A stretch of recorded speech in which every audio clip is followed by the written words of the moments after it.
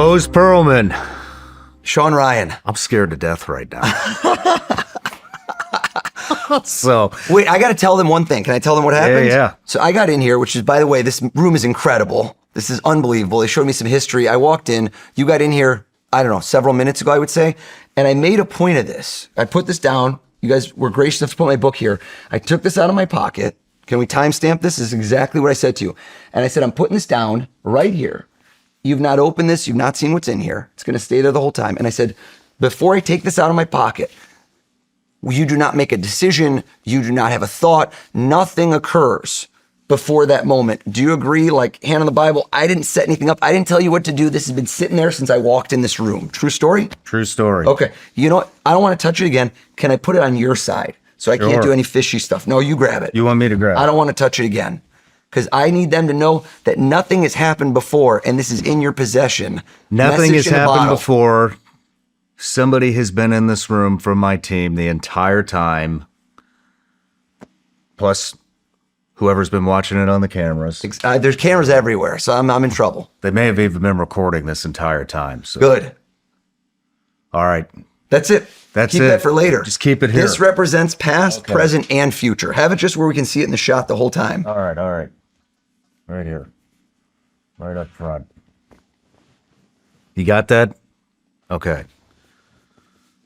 All right, is that it? We moving on? I'd like to have a little razzle dazzle. Something's going to mean something to you in the future. I have a real feeling it will. Okay. Yeah. Perfect. All right. So we're good. We're good. Okay. Good. That was the hook, folks. You better wait till the end of the podcast. Anybody who turns this off in the middle and doesn't watch the whole YouTube video is going to miss out on everything. Right on. All right, everybody starts with an introduction here. O's Pearlman, the world's top mentalist who's blown minds on the biggest stages around the world. Went from Wall Street to full-time mentalist. Had an Emmy-winning TV special, viral clips viewed billions of times, and freaked out a client list of politicians, athletes, and Fortune 500 CEOs. An endurance athlete who won the New Jersey Marathon 4 times, ran ultramarathons, a Spartathon, and a marathon PR of 2 hours, 23 minutes, and 52 seconds. New York Times bestselling author of the book, Read Your Mind, Proven Habits for Success from the World's Greatest Mentalist. Husband to Elisa, father of 5 children. Dude, it just keeps going. And yeah. I can't wait to hear what you have to say. My new PR rep? That sounds better than anything I could put together. I can't wait to hear what you got to say on Monday Night Football tonight. Tonight. It's the Dolphins, right? The Dolphins, yes, nice, indeed. Nice. And so my really good friend, Mr. Ballin. I texted him before I got here. Did you really? What a sweetheart, man. What a great dude. I really just, me and John connected. I love that guy. So he connected us. Yep. Said you would blow my mind. So I get nervous for all these. Right. Now I'm really fucking nervous. So mine is more high stakes than usual, right? Normally we just interview, but I've got things that we'll see if I can guide your mind in a certain direction. Right on. Well, a couple things before we get rolling here. So everybody gets a gift. Nice. Thank you. Vigilance Elite Gummy Bears. Oh, yeah, I just saw this on your story. Terrific. Legal in all 50 states. Legal? Yep. Love it. Yep. Why would it not be legal? Some states haven't legalized marijuana yet. You know, oh, got it. But anyways, so, and then we have a... Thank you. You're welcome. We have a Patreon account, subscription account. We've turned it into one hell of a community, and they're the reason that I get to sit down with you today. So we offer them the opportunity to ask each and every guest a question.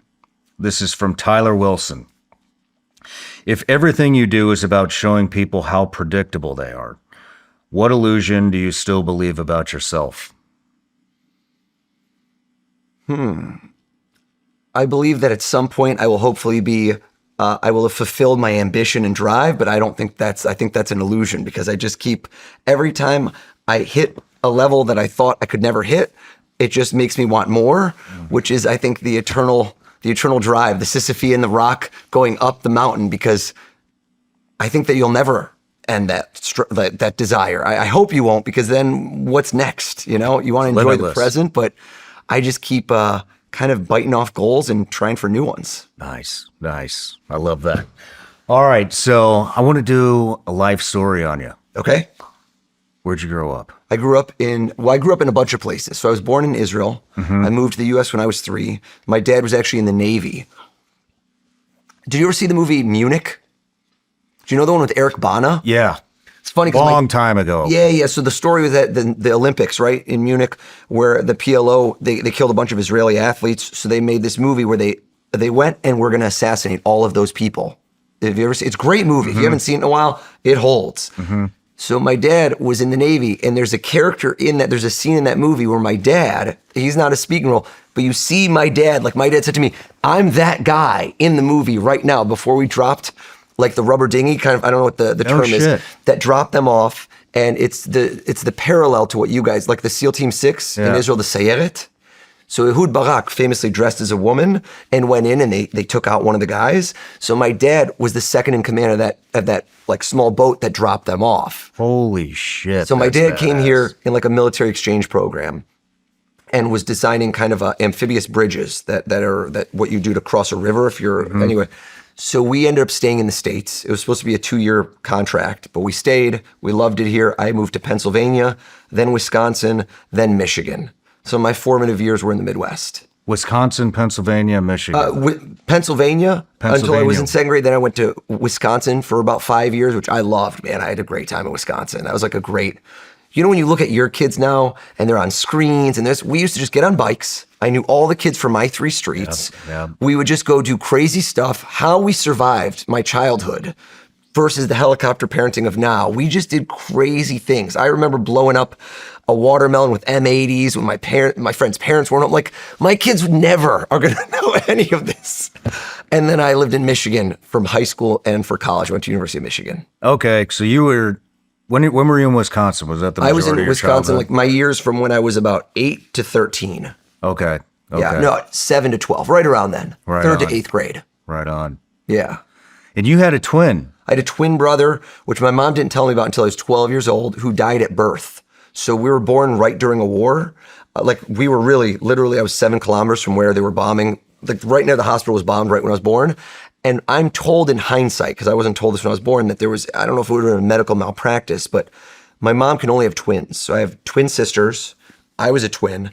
And there were no doctors. The doctors were all on the front lines. Wait. Did you say your mom can only have twins? That's the condition. I'm told fraternal twins. She drops 2 eggs at a time. That's a thing? I've never I'm heard not a of it. doctor, so please somebody fact check this, but that's what she told me. Holy shit. Yeah, so she, I don't know if that's like a weird thing to have, where if you're like, I'm getting pregnant, I'm getting 2 for the price of 1 every time. That would, I don't know what your pullout game would be, because I'd be like, there's going to be a lot of kids. Oh my gosh. Damn. But I was a twin, and I have a weird thing where, again, I'm not psychic. I am not supernatural. I tell people that at every interview. Mentalism is not me communicating with spirits. It is based in science. It is a learnable, repeatable skill that you could be taught. You understand? It's based on magic. So when people try to debunk me, it's the funniest thing I've ever heard, because I said, I'm debunking myself. This is not supernatural. You could learn to do this. It's based in magic. It is magic of the mind. But for some odd reason, and this I can't explain to you, I had very good intuition, and I always thought I had a twin. Now, did I overhear a conversation when I was a kid and I forgot? I don't know what. I can't explain it to you, but I really always thought I had a twin. My parents never told me until I became almost a teenager, and my mom told me all casually, and it blew my mind, because I'm like, why didn't you tell me this earlier? What do you mean you always thought you had a twin? Well, my sisters were twins, and I always used to, like an imaginary friend, like I would always play act that I had a twin. I wrote stories about it when I was a kid. It's creepy. It's creepy in hindsight. But my twin died at birth. It was a stillborn, but he was alive a week before during the ultrasound. So today, this would be like a major lawsuit. This would be, malpractice. I don't know the details of what happened, but I was not supposed to be named. My name is Oz. It looks like Oz, but in Hebrew it means brave and strong. It's like a biblical name, and they weren't going to name me that, but I was named that because I survived and the other twin didn't. So they changed it to me being like brave and strong, Wow. and that's the meaning. Even though my physique does not really elicit brave and strong, got to hit the weight room. But that has been a defining part of my life, is kind of that I survived. The other didn't. Damn. So did you ever vocalize That you thought you had another twin? All the time. Yeah, I mean, I kind of play Or a acted. twin? What's that? Or a twin, not another twin. A twin. Just me and it was two boys. It was fraternal twins, not identical. So why did they tell you at age 12? You have to have a mom in here. I can't understand that because I think it was too painful of a memory for them. For them, it was very painful to have lost like a baby and to have lost a baby at that stage. And I mean, a lot of people I think have had miscarriages. It's very common, but even, losing a baby in the process is pretty difficult. To have lost a baby when, you got the room ready, 2 beds, everything. I think it was very, Yeah. I don't know. My mom told me she didn't know how to tell me. Yeah, I was just know curious if you were pressing them. I mean, you're writing stories about the twin. I would imagine every single time you write a story, talk about it, there's a conversation between your mom and dad going, we should probably tell them. Maybe it's weird that now as a parent, I haven't really addressed it with them and the mindset. It was kind of, in certain families how certain things, I don't want to say are taboo, but once you hear, we don't talk about this with grandma. There's certain things for some families, it's money. For some families, maybe someone in the family is gay. Like there's different things that become taboo and they shouldn't be. You should shine a light on them. But for us, after I was told, I was so shocked that I hadn't been told before that we really didn't address it for a while because I think there was residual anger. Gotcha. So how you got into this stuff? What do you magic? Magic, yeah. At a very young age, correct? Not as young as a lot of people. I was a teenager, so I was 13. Well, what were you into before magic? Annoying my sisters, I would say, is my older sisters. I was a swimmer since I was really young. I played Nintendo a lot. I was really good at math. So I have a very weird thing where I was kind of, I don't want to say false humility. I was a mathematical genius as a child. No kidding. And it was almost like savant level genius. So I skipped 4th grade, which I always like to tell my kids, my claim to fame is I won the 4th grade spelling bee when I was in 3rd grade. So I was like, what nerd level are you? 12 out of 10. And I was really good at math, but I wasn't in a nerdy way. It just was like my mind worked in a certain way where math was easy and I did it naturally. Anytime I walked upstairs in a building, I'd count the stairs. Kind of like, it's really savant style. It's not really, I don't think I was on the spectrum, but even when I was young, when I was 7, I started to understand how arithmetic worked and math and how it was the language of the world. And I noticed that I'd always ask my mom, why, when you order the groceries, isn't it the same number as all the stuff? And she goes, oh, there's tax. And what are percentages? And so I started to learn that the percentage is you multiply it by this. And this is in like 2nd grade.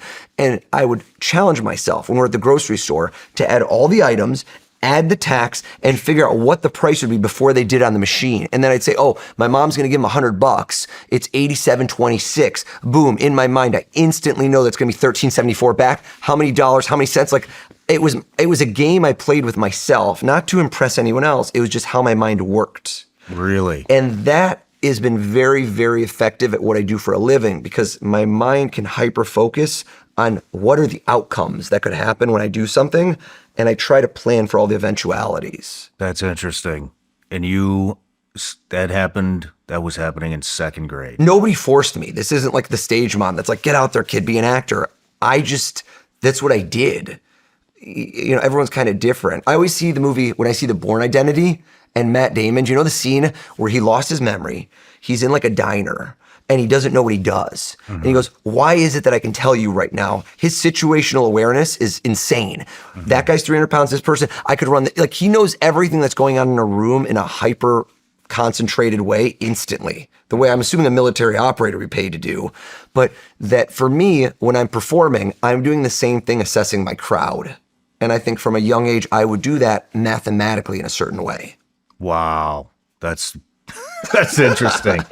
Yeah, most trained military people can't pull off what happened in that scene, right? To include myself. So, well, that's why it's entertainment. Yeah, but man, holy shit! So, what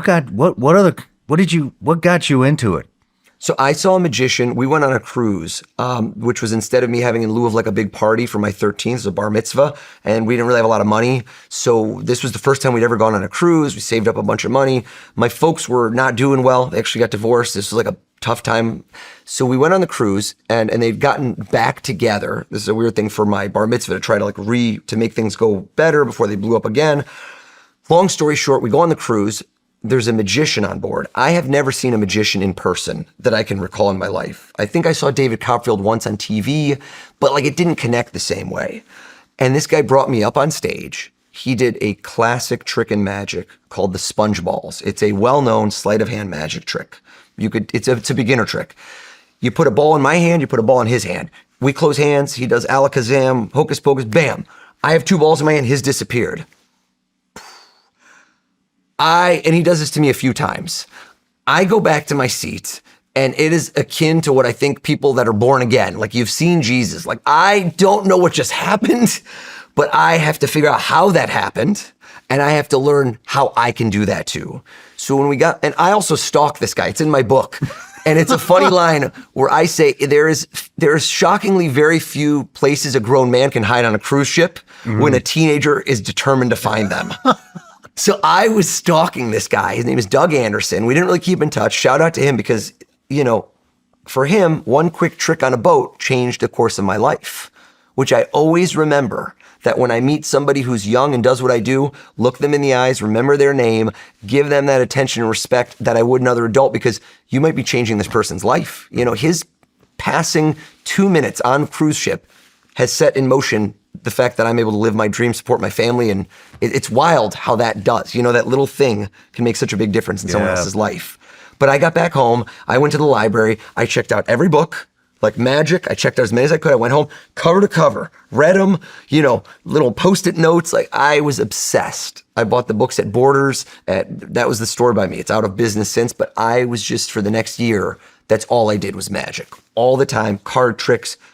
I started doing rope tricks a little bit, like stuff that was cheap, coin tricks, and just learning how to do sleight of hand. Wow. Yeah, my mom, God bless her, my dad to some degree, has picked a card, any card, about 8 million times. Okay, she's like, you do the trick. No, you pick it, Mom. Like, oh, and my grandma came to visit us when my folks got divorced, and she was just my best audience ever, too. I'll bet you got good really fast. I don't think so. I think I sucked. Really? Oh, yeah. You know, even now, I look at videos of me 2, 3, 4 years ago, and I'm a perfectionist. I go, oh, God, I could have done that better. I was on Jimmy Fallon a few weeks ago, and it still pains me because the day after I was on, I go, I could have done this so much better. Oh, and my wife's like, you killed it. You don't, and I'm like, I'm going to beat myself up because I just know this one thing I could have done different that I should have thought that day. But, you know, I'm constantly, what you asked me earlier, I always am trying to improve. Right on, man. Right on. I think it's been a secret to success. High expectations, right? Right? I mean, you've got some too. Yeah. Look at this podcast. Look, we're not talking linear growth. We're talking hockey stick, baby. As we roll into the new year, everyone is talking about New Year's resolutions. I'm no different. I've tried the intense 5 a.m. workout routine that lasted, I don't know, maybe a week, or the ambitious goal to go gluten-free. That didn't last either. Those resolutions usually crash and burn, but there is one resolution that is right within reach this year, and it's one you can easily keep smelling great. Let's talk about Mando. M-A-N-D-O. I used to think deodorant was just for armpits, but Mando takes a whole body approach to odor control. It was created by a doctor who saw how normal body odor was often misdiagnosed. I honestly didn't think it would work as well as it does, but I've been using the Mando solid deodorant stick on high friction areas like my inner thighs, my balls, and feet, and the spray deodorant for hard to reach spots. I went with the bourbon leather scent, and it's subtle, fresh, and masculine without being too overpowering. What I like most about Mando is that it actually works all day. They say it's clinically proven to block odor and control it for up to 72 hours. And in my experience, that claim holds up. It's aluminum-free, baking soda-free, and paraben-free.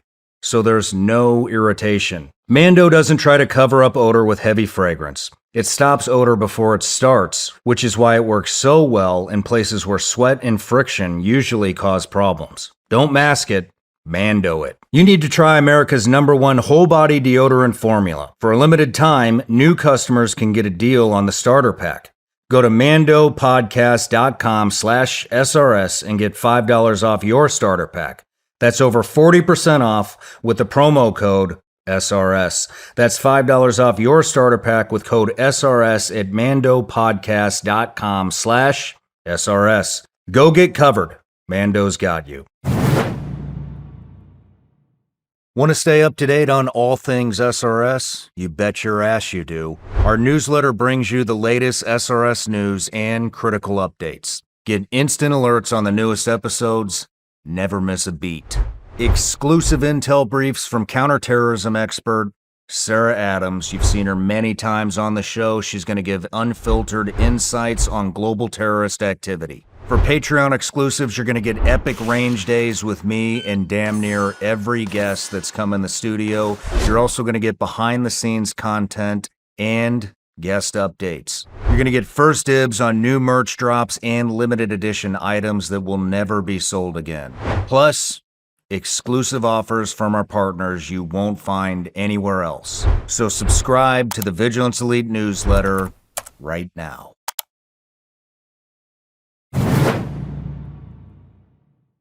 How do you put it all together? I mean, when does it start? Does it start on the approach? So the magic thing, you mean like where did I get to where I am today? Like yeah. So my first kind of hustle was I needed to make money. And I was 14, my folks had split up, and magic tricks are very expensive. That's the barrier to entry. Otherwise, you trick and you're like, I want to learn how to do that. So most of the time they make it expensive. So if you go to a magic store, they weed out the people that just want to know how it's done from the magicians. So you have to pay to learn it. And so it was very expensive for a 14-year-old to get a lot of the tricks I wanted. I go to the store. There was a store in Royal Oak, Michigan called the Wonderground. And I just couldn't, my mom's not dishing out cash. I don't have cash. So I started working. I started working very young. I worked at a place called Bean and Bagel, making bagel sandwiches and cleaning the toilets, which was kind of what they did to the first person, to the newest employee. And I volunteered. I actually had to clean toilets at my house. So I'm like, not a big deal. I do this at home. And then I started working at a restaurant that was near my house, that was about a half mile away. It was an Italian-owned restaurant. And it wasn't a chain. I somehow learned early on, I don't know how I realized this, that I got to sweet talk them into hiring me. And who's going to want to hire a 14-year-old who's never done this before to go table to table? There was another place called Max and Irma's that is a chain, and they had a magician. So that's what got the idea in my head. I could go there, I could get tips, and I could hand out business cards and start doing parties. Because if people would see me and be like, oh, can you do a kid's birthday party? I go, sure I can. Like, how much do you charge? And I tried to get some competitive intel and charge cheaper than my competition. So I charge about $125, which was so much money in 1996 for a kid to make. I'm making minimum wage at the bagel store. That's me working, and you can only work so many hours. So I go into this restaurant, I walk there, I don't have a car, I'm 14, and I somehow know how to just approach. I start thinking like they are. Don't go during dinner when it's busy. The manager's not going to give me the time of day. Don't go during the lunch shift when they're busy too with all the people from corporate. So I went in right after school with my mom at about 4 p.m. Even then I knew. We sat down, go in with somebody else so that you're not selling, you're a customer. They have to treat you with respect. And then I started doing tricks at the bar because it was a little quieter for the bartender, who's usually very kind of social and front. And I did a couple of my good tricks. They go, oh my God, you come over. Everyone's in between shifts. So everyone comes over. And at that moment, after I've done about 3 good tricks, they bring the manager over. And that's when I'm ready to go. I do my best trick and I say, what's your slowest night? And they go, I like usually Tuesday nights, Monday Night Football. And I go, have you had entertainment here before? And they're like, no. I go, well, I do this everywhere. I've never done it anywhere. I'm just completely lying, fake it till you make it. But I go, here's what's going to happen. I'm going to come in and I just do it for free. Why don't we do next Tuesday? I could do it for free. No money. And if everyone that walks out doesn't tell you that this was amazing and that they're going to come back with their friends next time, we shake hands, we say goodbye, and no harm, no foul. What do you have to lose? And they go, all right, kid, we'll let you try it. And I go in there, and that was my goal that night. I don't want any tips. Everybody, I would tell them when they walk out, tell them how great I was. Tell them. And if everybody walks out saying how great you are, or somebody sends back a steak that's overcooked, I'm the secret weapon. Bring the kid over, get O's over there, do some tricks while they're waiting. And now they're not as pissed at the server. I do a couple of tricks. The steak comes out. We sweeten the deal. And so I just learned early on how to sell. I just had this innate gift of figuring out in a restaurant how to approach people who don't want me there and how to win them over. And that's where I started. That's a couple chapters in the book is telling you how those lessons I learned at age 14, 15, and 16 at a restaurant have allowed me to achieve success throughout the rest of my career. No kidding. I think so. You know what's interesting is usually people with the kind of skills that you have, being really good at math, savant, all that, I mean, usually those are introverts. I think I was naturally introverted, but magic allowed me to open up because it gave me, so I was pretty insecure as a teenager. I was clearly a bit nerdy. And I think that when you approach somebody, there's a fear of rejection that we all have. Oh, yeah. That we all have, which is in every part of life, which is meeting somebody new, trying to ask a girl out on a date, and she's like, no. It's like, oof. I mean, that hurts. Like I have, to this day, I'm not going to say her name, but there's a girl I had a crush on. I was 15, and I'll never forget in French class, this other girl found out that I liked her, turned around in the middle of class and says to everybody, you like her? She'll never date you. And she said it so loud, I was like, yo, pump the brakes. And it was literally like somebody stabbed me. Like that hurt for years. And so that type of pain you take with you. Meanwhile, I met that same girl, not the one who was her friend, but the girl in college, and she was all over me. And frankly, she didn't look as good anymore.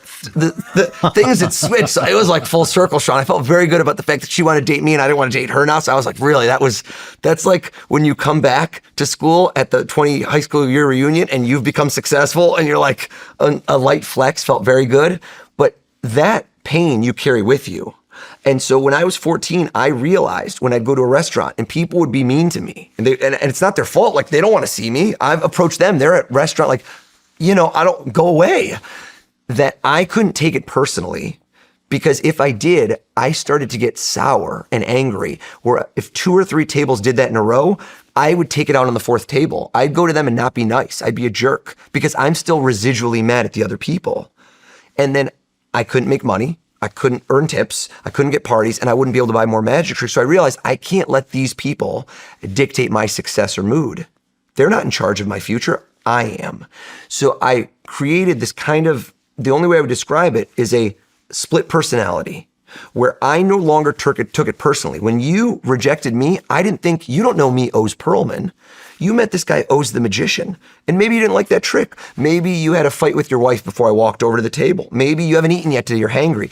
All of those excuses were a defense mechanism so that I no longer internalized the pain of you rejecting me. Mm-hmm. That happened to someone else.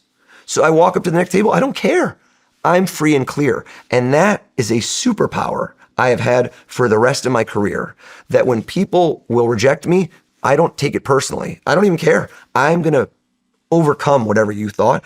And instead of you saying to me, oh, no, I don't want you, that's a not yet. Like that's how I convert it in my mind. I'm very keen on when people close doors in my face, that's not a no. If I'm going to tell you that one day I'll be on a show or that this next year I'm going to have a collaboration with the biggest influencer in the world or I'm going to make a video or a TV show, no. Those are just not yets. Mm-hmm. Those are just doors that are not closed. They're jammed. I just have to find the right way to pick that door and jiggle the key and crank it this way and that way and open it, and it will open eventually. It's jammed. It's not locked. Gotcha. And I learned that at age 14. Age 14. I had to, Shawn. Man. Because I think what kind of rejection are you getting? I mean, you're just a magician at a Max and Irma's. Well, you describe it. Everybody describes rejection differently, but I would argue that some people, things that happen to them in their childhood and teenage years, minor trauma, I mean, it could be serious trauma, I'm not telling you, will haunt you for the rest of your life. Mm-hmm. Because a lot of people, it's like a, Jurassic Park, a mosquito in amber that sucks and they suck the blood and they make dinosaurs, like that same thing. Something that happened to you years ago can haunt you for the rest of your life, I found, where you will have insecurities, you'll have moments where you'll doubt yourself because of doubt that someone placed in you earlier. Maybe it was a teacher that called you stupid. Maybe it was one of your parents or someone else. And now you start believing those false narratives that other people put in your head. And when you look in the mirror, you talk to yourself with the voice of someone else who put you down instead of with your own voice that lifts you up. Gotcha. That's figuring that out at age 14. I don't know if I did. It's a work in motion, but I just realized that I am not going to let others be in charge of my success. Mm-hmm. I would be at a restaurant and I would hear people say to me, and they'd say, oh man, we got to have you at our party. Oh, take my business card. And mind you, I made these business cards myself. This is the era of there's no online. I'm a child of the 80s. I went to a Kinko's. I printed them myself. I had to cut them myself. I had no money, Shawn. I'm like, if I'm giving out a business card, I want this to turn into a party. So if somebody took that card and never called me, it haunted me. So I realized I'm not letting them call me. Screw that. They mentioned, oh man, how great would it be at the party? I go, let me take down your number. When's your party? I want to make sure I get this in my calendar right away. I'm calling you. I'm not waiting for you to call me. Smart. When did how fast did your career develop at 14? So you start doing a couple tricks at age 14. You start doing some stuff at Max and Irma's. What is that? No, I wasn't Max and Irma's. My competitor's at Max and Irma's. My bad. That was the chain. He's the one who got me thinking I could do this too. Okay. Right? You always need to see, a lot of the time you need some sort of, I don't want to say a mentor, but you got to see the person who is who you want to be in 1 year, 3 years, 5 years, 10 years, right? And try to learn from their lessons. Okay. Yeah, so I was doing the restaurant. I graduated high school at 16. My mom had actually moved back to Israel. And then my dad was with a new woman. I didn't get along with them. So I was, in essence, I moved out and I was an adult. You're out at 16 Oh, I years graduated old? high school because I was a July birthday. So I started school a year early and then I skipped a grade. So I finished high school at 16. Shit. So what are you doing at 16? I went to college. I turned 17 that summer and I had to pay for everything. So I'd actually saved up money because I'd been doing magic since I was a kid. I had a couple other businesses. So I was like, for lack of a better term, at the time, I was pretty pissed about this. I would see all my friends buying cars and their parents buy them a car and I didn't have any of that. So I had silver lining. I was a hustler since I was young and I had to achieve success or I couldn't pay for college. So I went to school and I immediately started working at school. I worked at a place called Beatty's Mongolian Barbecue, Go Blue in Ann Arbor, right there on Main Street. And I was working there and I was also doing all these other events. And then a buddy and I started a boat dock installation and removal company. Shout out to Mark Waksberg. He's in the book too. And this is another thing where I learned how to appeal to people, which is a skill that you can use in all of life. This book does not teach you how to be a mentalist. It doesn't teach you any tricks. It teaches you just how to know what other people are thinking, not to trick them, but to know how to appeal to them, right? How to win them over, how to win their trust, which is what you have to do in life, right? You here have built an amazing team. How have you done that? Leadership skills, rapport, trust, right? They're hitching their wagon to you. And so in life, whether you're building a team or having clients, you have to find a way to connect with these people where they trust you. We started our company, we called it Wolverine Spartan Boat Dock Company. Why did we do that? That was a very smart choice for a couple of, 18, 19-year-olds, because we realized we went to lakes around in Michigan, 95% of those people had either a direct connection to either the University of Michigan or Michigan State and rooted for one of those two teams. So when we walked up to them, we immediately won them over with a joke, which is they come up to you and they go, oh, who's the Spartan? Right? Because we hand out all the flyers in people's mailbox. That's all we did every Saturday morning was just put flyers in mailboxes. And as soon as they were a Michigan State grad or they cheered them, they go, I'm working with him, but not him. I'm like, oh yeah, I don't even like this guy. Like we had a joke right when we walked up, we'd win them over. And all of a sudden we're two clean cut college kids. We're saving money for college. This is something people can get behind, right? We want to give you the business instead of somebody else. Man, it's just surprising to me. I mean, you consider yourself a nerd, a savant, not on the spectrum, very good at math. I mean, I'm very ADHD. Whoa. But the spectrum, I don't think I am. I don't know, maybe. To be able to, what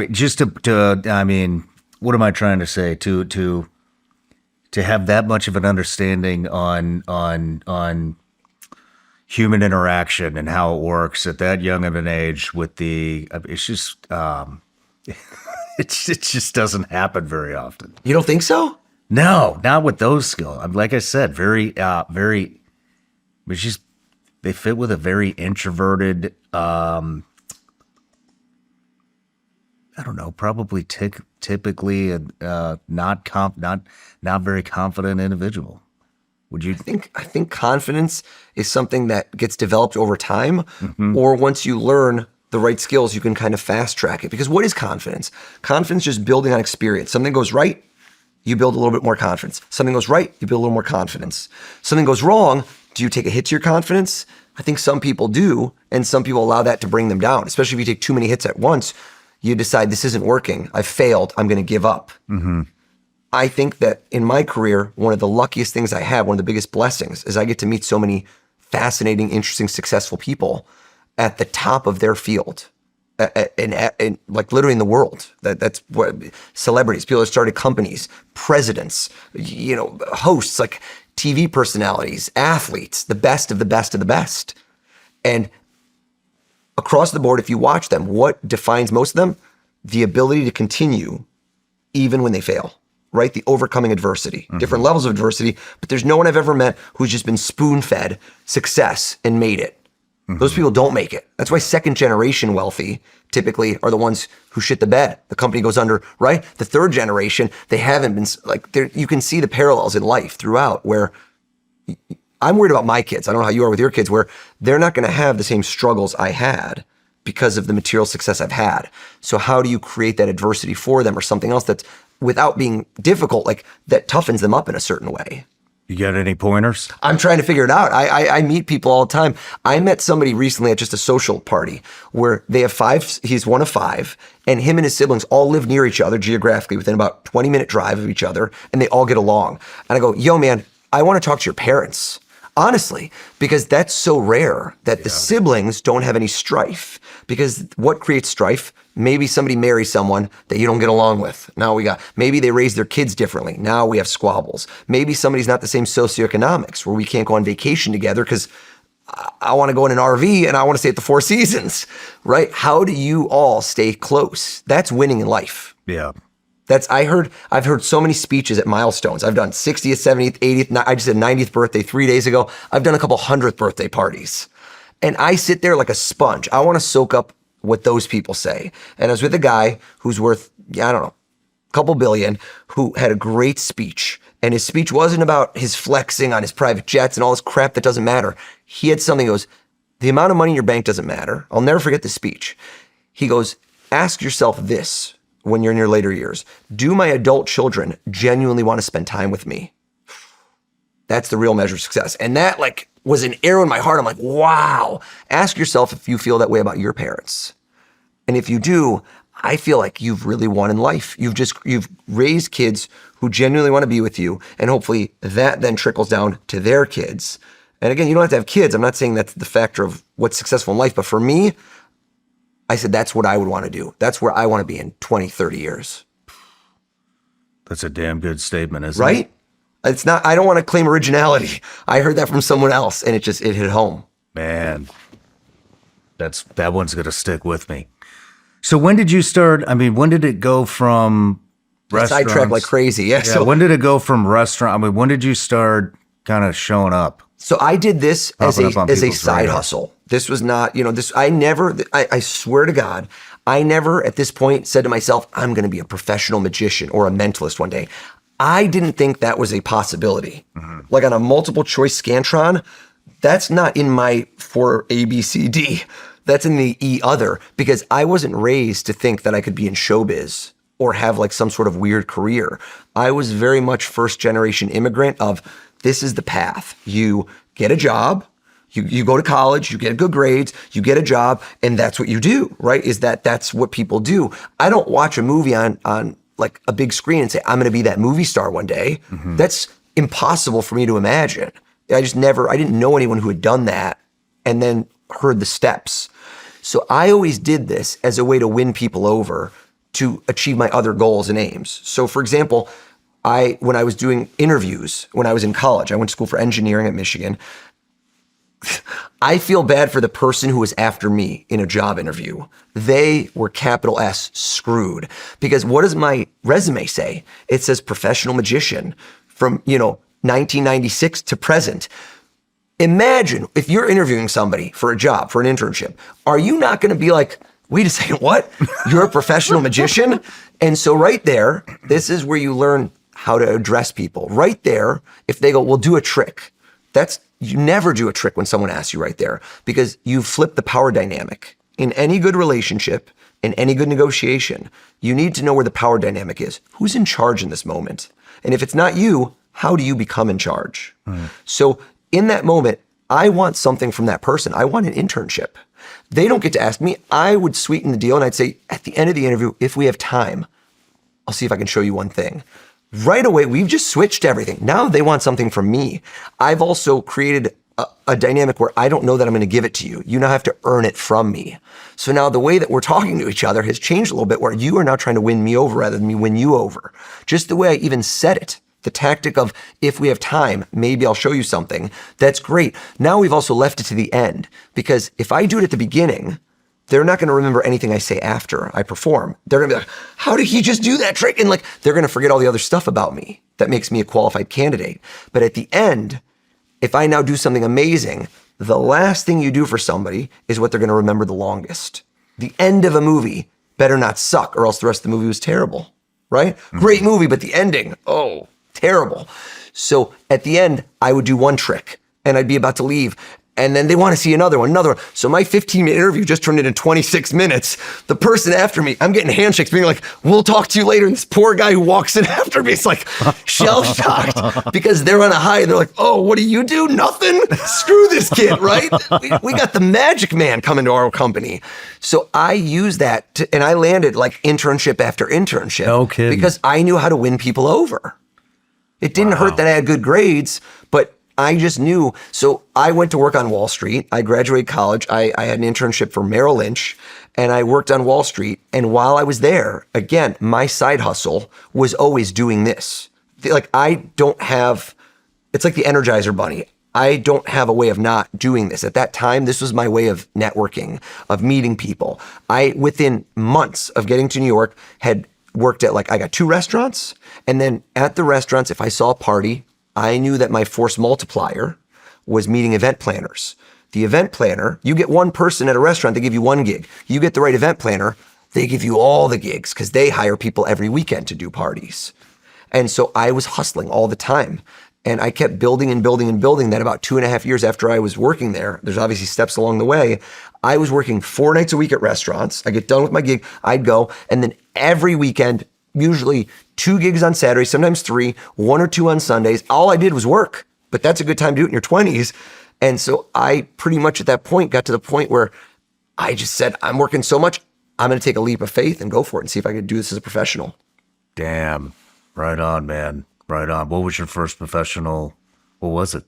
When I quit? Yeah, your first professional gig. I can't remember because just the gigs blur together. There wasn't like a moment. I can tell you one very poignant moment that I'll never forget, which is I was with my girlfriend, my college sweetheart.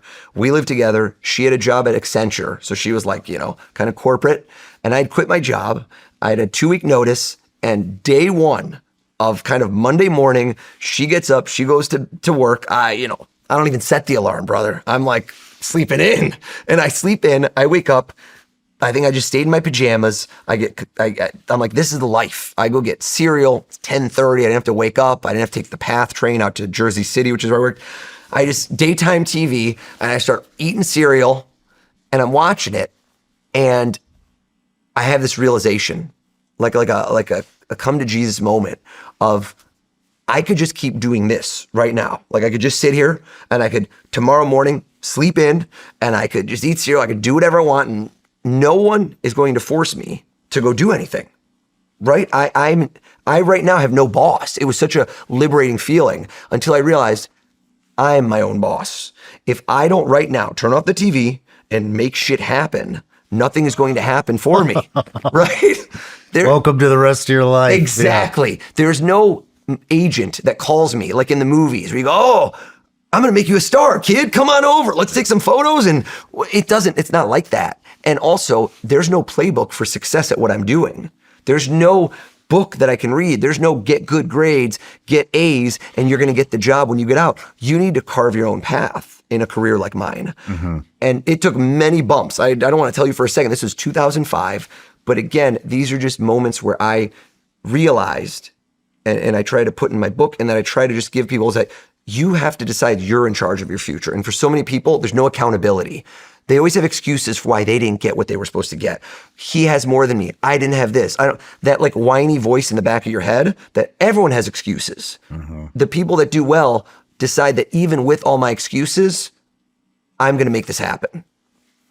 How old were you in 2005? I'm just curious. 22, and then I turned 23, but I was 22 when I quit my job. 22, so what, about 8 years? You started at 14, I think you said? How long I'd been doing this? Yeah, so I'd been semi-professional for about 8 or 9 years. Yeah. Right on. Right. So what were you? How would you describe your career at Wall Street? I mean, was it big? Was it good? No. I mean, I was like an associate. I was not an associate. What I'm talking about, I was an analyst. Okay. But I was like, not to. I was literally like a glorified. You could teach a monkey to have done my job. I was a project manager. I was red tape. I was a punching bag at a company. Like literally, I'm just the guy. I was on phone calls all day long to tell people far smarter than me and far more experienced than me why they couldn't spend the money they wanted to spend. Okay. So how much do you want to know? Like 10 seconds? I was curious. The reason I'm asking is I was not overly successful. When you think of a Wall Street career, you think lots of success. And so what I was wondering is what was going on in your magic career that you thought, oh, this will do better than my career. No, it was a crazy, the same way you think about it. So again, I can tell you numbers or whatever, but I left school in 2000 and when did I get my job? So this would have been in 2000, 2000, right? 2003, making $85,000 a year. Ton of money, like crazy money to pay a 21-year-old at the time. And for me to quit my job, I was going to take a massive, like just more than slice in half, more than slice me down to nothing, a huge risk. So you did this because this is personal satisfaction. So I wouldn't have said that. I actually was much more practical and pragmatic, but I had a conversation with somebody who's a magician at the time who just looked at me and debunked all my crap, which was all my internal baggage, which we were, and he didn't do this to be nice, actually. He knows who he is, but he did it just because he's just very direct. And he just broke down all my stuff, which is, we met after a magic lecture. And he says to me, what are you still doing working on Wall Street? I was like, everybody else said the opposite. Of course, work on Wall Street. That's a good job. Why would you go be a magician? And he goes, well, how much you making? And normally people don't ask you that kind of question. It's a little rude. He didn't care. And I'm like, I'm making this much. And he goes, all right, how much you making doing magic? And these are very blunt questions. I'm like, all right, I'll tell you. And he goes, so what do you have to do? You get one more gig a week. That's 52 more gigs a year. And what you charge now, that's this much more money. What if you raise your rates by 20%? And I was like, yeah, that's true. All of my internal baggage of why I can't do it. I can't do that. I can't do that. He just broke down in one swoop, explained it to me. And he said, well, what do you need to make to quit your job? I'm like, I got to make $100,000 a year. And then he just explained, if you did this, why couldn't you do it? And I'm like, yeah, you're right. But in my mind, I had never connected those dots. I just never, because I was holding myself down. There was an anchor holding me down saying, that's not how you do life. You got to have a job. And how many people listening to this right now have a side hustle or a dream who think I can't do that? Well, why not? Write down on a piece of paper, why not? What do you need to do for that to be a reality? And most of the time, it's actually a series of steps. And most of them start with step 1 and 2. And most people never even try step 1. I didn't. I was just doing this on the side. And so slowly, that was my first thought of I could do this. And so to answer your question, I was working around the clock. So at a certain point, I decided to have 1 year of money saved up easy, where if I quit my job, I'm going to go for it, man. You live once. Screw it. I'm going to go for it. Do I love doing magic? Hell yeah, I love doing magic. I had one moment where somebody just asked me, ask yourself in the mirror right now, do you see yourself doing this in 20 years from now? Yes or no? Answer it immediately. My answer was no. And so that's telling. That's who you really are at your core. So if that's it, you live once, go for it. But at the same time, that's easier to say to a 22-year-old. If you're a 42-year-old and you got kids and I got bills to pay, I don't think I would have done it. So timing is everything in life. Yeah. But I was going to give it a shot, but be smart about it. Stack the deck in your favor. I'd saved up money. I'd been smart as a kid. I didn't go blow all my money. I didn't go on vacations. I bought a car for $2,000 in cash that I had saved up. My parents didn't buy it. I didn't buy some fancy car. I bought this total piece of junk. And so I was ready when I did it to quit and say, I have 1 year to make this happen. If I don't, I'll get another job. What's your girlfriend saying? At the time? Yeah. So she goes to work, you're like, I'm done. I don't know if you can tell, but I'm a pretty focused guy where once I do stuff, I don't half-ass things. That's the one thing that I have to my credit. I'm a 110% psycho. If I'm going to get into something, I don't tiptoe in the water. I dive in the deep end. So I think the people around me all believed in me, but to what degree, I don't know. Most of them would not have told you that 20 years later, I'd be where I am now. Mm-hmm. I don't think they would have believed in me that much. Is this girl your wife later on? No. We broke up. She dumped me. blessing in disguise. I do really like her. There was no bad blood, but she was not my destiny. She married another guy. They have 2 kids. We were very friendly. We saw each other at a wedding. I have no ill will. It was like the best breakup I've ever had in my life. She actually just moved away and never told me she was dumping me. So I'm like, are we still together? And I was like, I just had a realization. I don't think we're together anymore. Right on, man. Yep. She folded that hand and I was the hand. And then I ended up meeting my wife. So it was such a blessing. I think things happen for a reason. How'd you meet your wife? I met her online.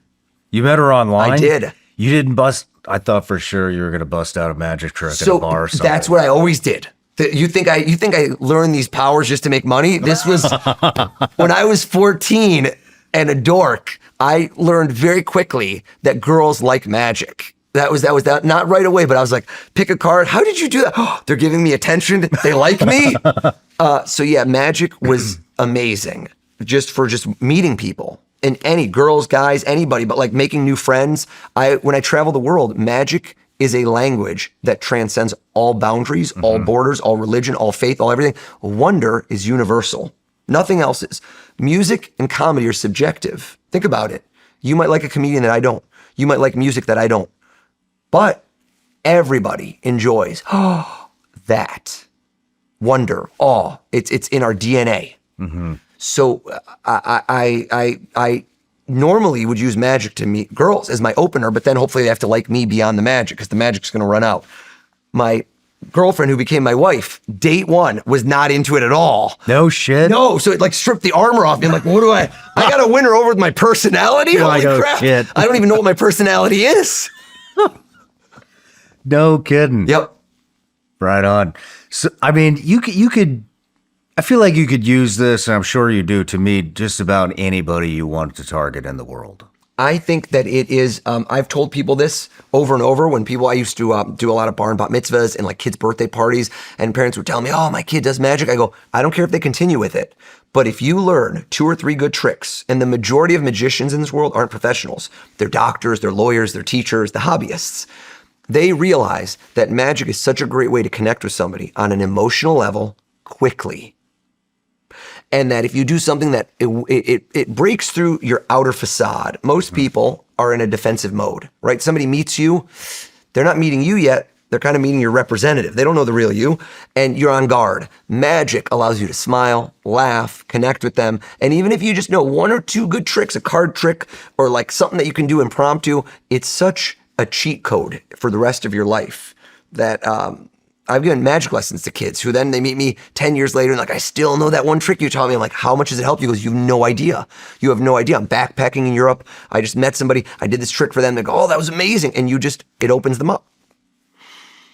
How long did it take you to realize, I mean, people talk about this. Neil Strauss, he wrote that book, The Game. That book is incredible.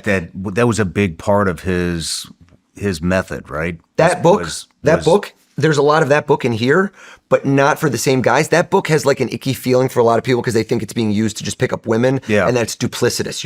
You're kind of hacking their brains out, and there are elements in there where I would say are so. But the core of that book, if you look at it, indicators of interest, IOIs, is how do you walk up to somebody and get them interested in you? I'm not saying romantically, as a person, just a human interaction. What do you do when you approach them in that first moment, our animal instincts, to know what, when you walk up to somebody, puts them at ease or on guard? When you leave an event and you meet 10 people, 20 people, 30 people, I don't care if you're introverted, extroverted, there's always one person that stands out to you that you go, if you get in the car, the debrief with your wife, and you go, did you meet them? Oh my God, that guy was great, right? That guy was great. What made them great? Mm-hmm. Now, most people don't analyze that. I've spent 30 years analyzing that. What made that person memorable? People don't realize how important that word is. People think that I'm there to fool you. I'm not. That's not my job. I do fool people for a living. That's not my job. Amazing you. Amazing you is not actually what I do. It's kind of a side effect, and I'll tell you why. It took me years to learn this. I create memorable moments. If I create amazing moments, which is what I used to do, and I would have plateaued, I would never have achieved what I have in life and how I've gotten to the top of my field. Amazing moments, yes, you like, but you don't talk about for years to come. Memorable moments, you hopefully talk about for the rest of your life. They hit you in an emotional way that connects with you that you remember. Amazing movies are ones sometimes where you saw the movie, you eat popcorn, you had a great time, oh my God, action movie. A week later, I say, what happened in that movie? You're like, he did the thing where you don't remember the movie. But memorable movies stay with you because somehow something about it connected. And most people's memories are connected to what matters to them most, their family, their friends, moments in their life. Like I used to guess for someone a card. Pick a card, I'll tell you what the card is. Then as I became a mentalist, you didn't pick the card. I'd say, think of a card, Shawn. And you thought of the card and I'd say, oh, it was the 2 of diamonds. You go, that was amazing. But I realized at a certain point that if I say, Shawn, go back in time and think of you with somebody in your family that you really cared about, somebody you've lost. And you go, all right. And imagine you sitting down playing cards with them. Did that ever happen? You go, it did. And I go, imagine them right now putting the cards in front of you and you say to this person, pick up one card and you look at it, and maybe it was their favorite card, he liked it, and I say, you're thinking of your grandfather, and you were here, and in his hand was 2 of diamonds. Oh, you will tell that story very differently than me just picking a card. It became about your grandfather, about somebody you've lost, about the 2 of diamonds, about the story attached to it. Now suddenly that's a story that you keep telling to other people for a long time. It has an emotional resonance and hook. Gotcha. So when you start studying this, I mean, how much of this it sounds like a lot of it is psychology.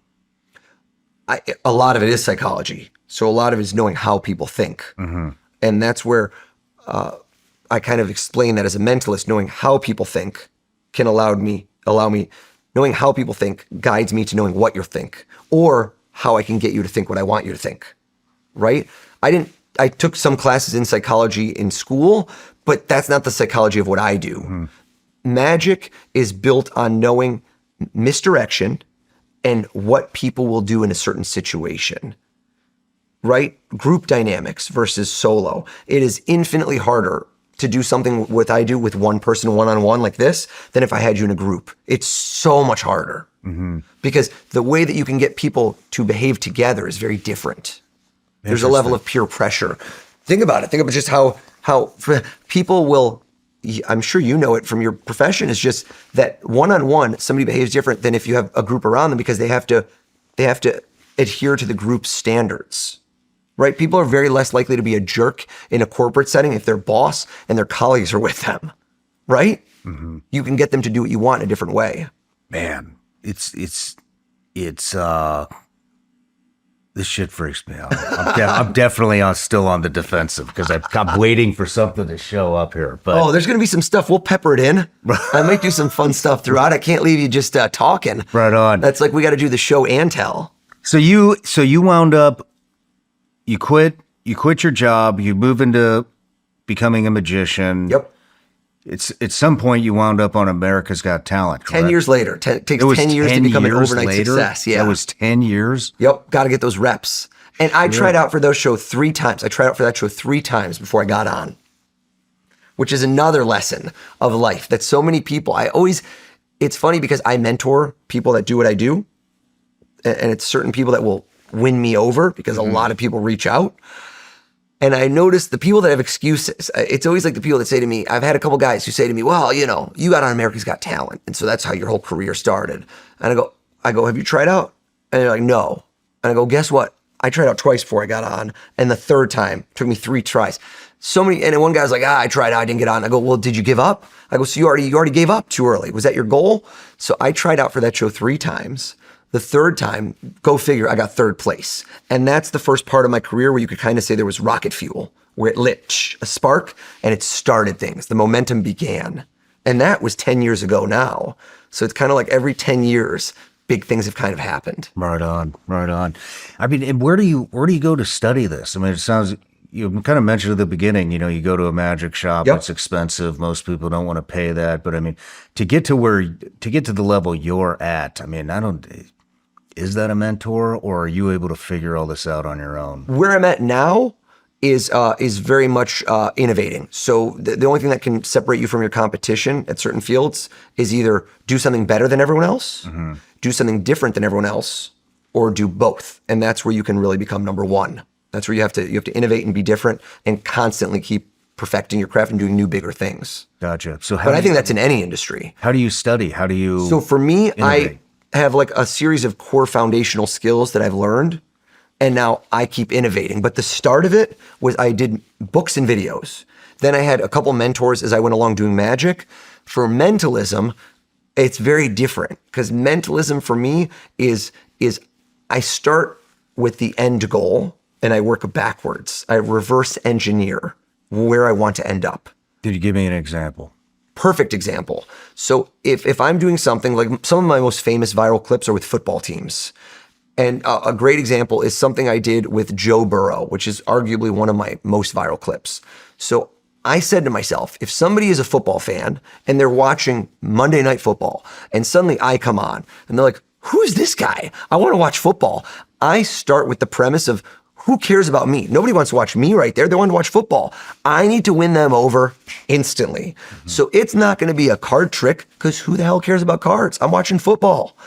I want to know something that if I'm a football viewer, what is the Holy Grail? What is the Holy Grail? Holy Grail is that's Joe Burrow. He just signed a contract for $275 million. You know what I want to know? I want to know where he's going to throw the ball to next. Who's he going to throw the ball to? Is he going to do a running play or a passing play? Where's the ball going to go? That would be incredible, right? So I decided to start with the end of, I'm going to show you that I know exactly who Joe Burrow is about to throw that ball to in this room, and I'm going to make every step be more amazing than the one before. And so I started with that as my end goal, and I worked backwards of how could I possibly pull this off?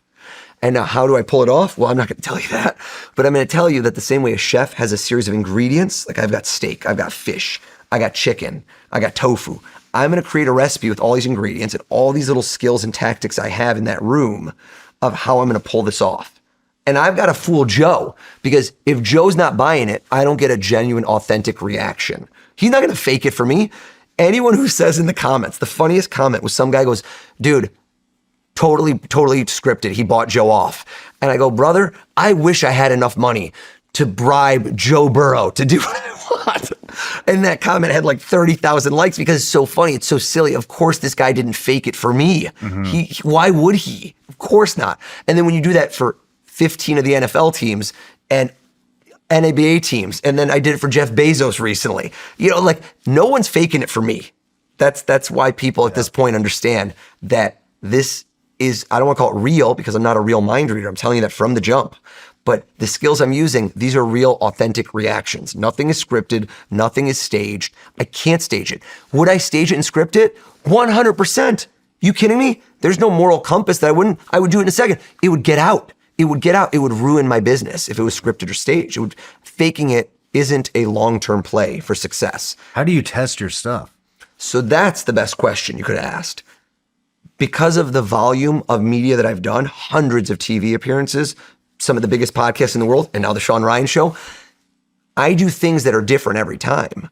And when I make up things, like I was on Howard Stern recently, the day after I was on Jimmy Fallon, both things I did were the first time I ever did them. Are you serious? I am dead serious because I create things for the people I perform for. So the thing I did for Jimmy Fallon, I'd never done before. So the reason, if you want to ask me why I'm successful, I'm going to tell you clear cut. Most people that do what I do not have the risk appetite or risk tolerance that I do.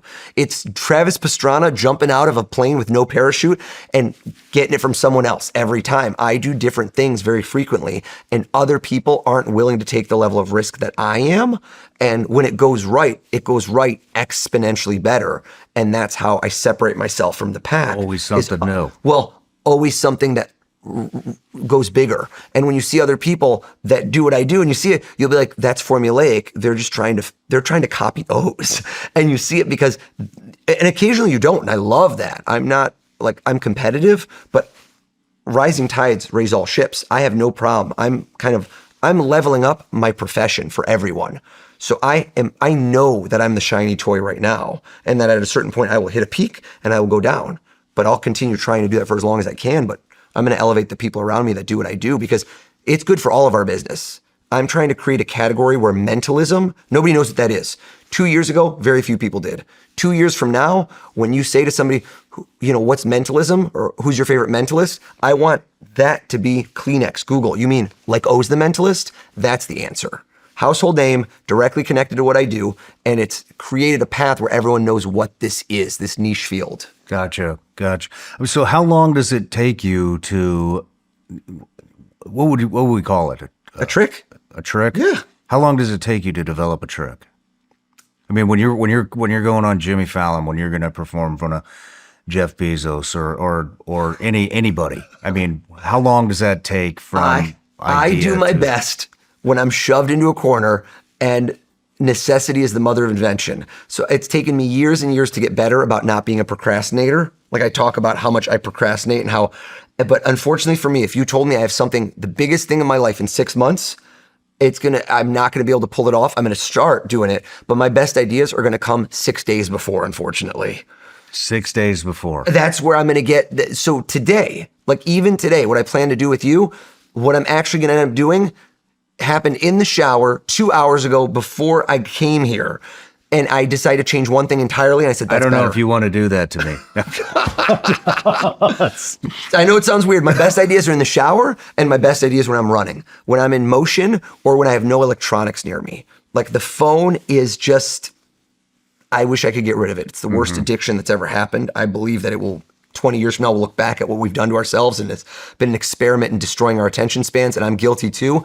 But when I'm free and clear of external stimuli, my brain goes into this state, this flow state where I can think better and clearer. And it's when I'm running long distance. And it's when I'm in the shower. I don't know why, but in the shower, there's this weird thing where my brain just hyper focuses. I'm like, oh, this is better. This is going to be better. So for Jimmy Fallon, I came up with it in the 5 days before. Howard Stern was a little earlier. It was 2.5 weeks before, but because I know Howard. And so I know how he thinks, and I know what would appeal to him, and I've got him registered. For you, it's been very instrumental. This just right now, this hour and a half since I've walked into here, it's like picking a lock. And you hear it click, click, click. I'm starting to get your number pretty dialed in, which feels good. Right on, right on. Most people don't want to learn a language to memorize grammar. They want to actually speak it in real life. That's what Babbel is built for. Babbel focuses on real-world conversation with bite-sized lessons that fit easily into your day. Just 10 minutes a day can help you start seeing real progress. Their courses are designed by over 200 language experts and teach words and phrases you'll actually use in everyday conversations. You'll be able to start speaking with confidence in as little as 3 weeks. My team and I have been using Babbel to prep for all of our international interviews, and I like how it helps you practice speaking with confidence, step by step. They also offer podcasts that share language tips and cultural insights. Babbel has over 25 million subscriptions sold worldwide, offers 14 languages, and every course comes with a 20-day money-back guarantee. Here's a special limited-time deal for our listeners. Right now, get up to 55% off your Babbel subscription at babbel.com/SRS. Get up to 55% off at babbel.com/SRS. Spelled BABBEL.com/SRS. Rules and restrictions may apply. Visit babbel.com for terms and details.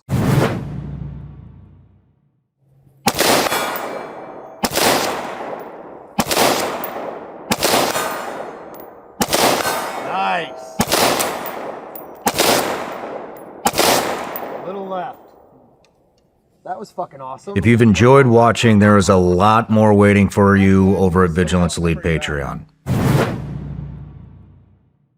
All right, let's talk about mentalism versus magic. What is the difference? Mentalism is a subset of magic. So it's built off of magic. It's not like a separate supernatural or psychic power that some people will think. But magic mostly involves sleight of hand or illusions, right? Illusions are when you're on stage, David Copperfield, big boxes, things happening. Magic tends to be more sleight of hand and close up, right? Pick a card, find it, put it back in. I produce the 4 aces. You know how I'm doing it. It's sleight of hand. My hands have been trained in some way, similar to kind of a juggler, and that I'm deceiving your eyes, right? So mentalism doesn't really have that same thing of deceive your eyes. I don't do anything quick. There's no real trick or prop. So mentalism becomes magic for the mind, where you seem to read someone's mind, right? Know their innermost thoughts, secret information about them, know what choices they'll make in a certain moment that they don't even seem to know, that doesn't adhere to the rules of science. You go, there's no way that we could do this, minus if you're reading my mind. That's, if you're doing it perfectly, what it looks like. But it is not supernatural. There is an actual set of steps that I'm using to get you to where I want you to go. Interesting. So I have some predictions maybe on the thing that you gave me. So I want how much research do you do on your guests before, or not on your guests, on your subject, on your target before? Target's a weird word, but it depends what you mean by it. So I do, last year I did about 140 events, and most of those events are for thousands of people. And I go to great lengths during shows to pick people at random. In fact, if you read the comments on most videos, you just see hundreds of people going, he did my company's event, he did my company's event, he did a party at my house. It's an impossibility for me to know anything about the vast majority of people I perform for. It's no kidding. Physically impossible. Like if you were to see me do a show, this is coming out after, but December 21st, I have a show for about 2,000 people in Boston area. Literally, we throw frisbees around the room, somebody catch, you stand up. It's inherently random to make it believable. So there's no research involved. People like to say that. For me, if I'm doing something like this with one person, there's research as to what I think will hit the hardest. Gotcha.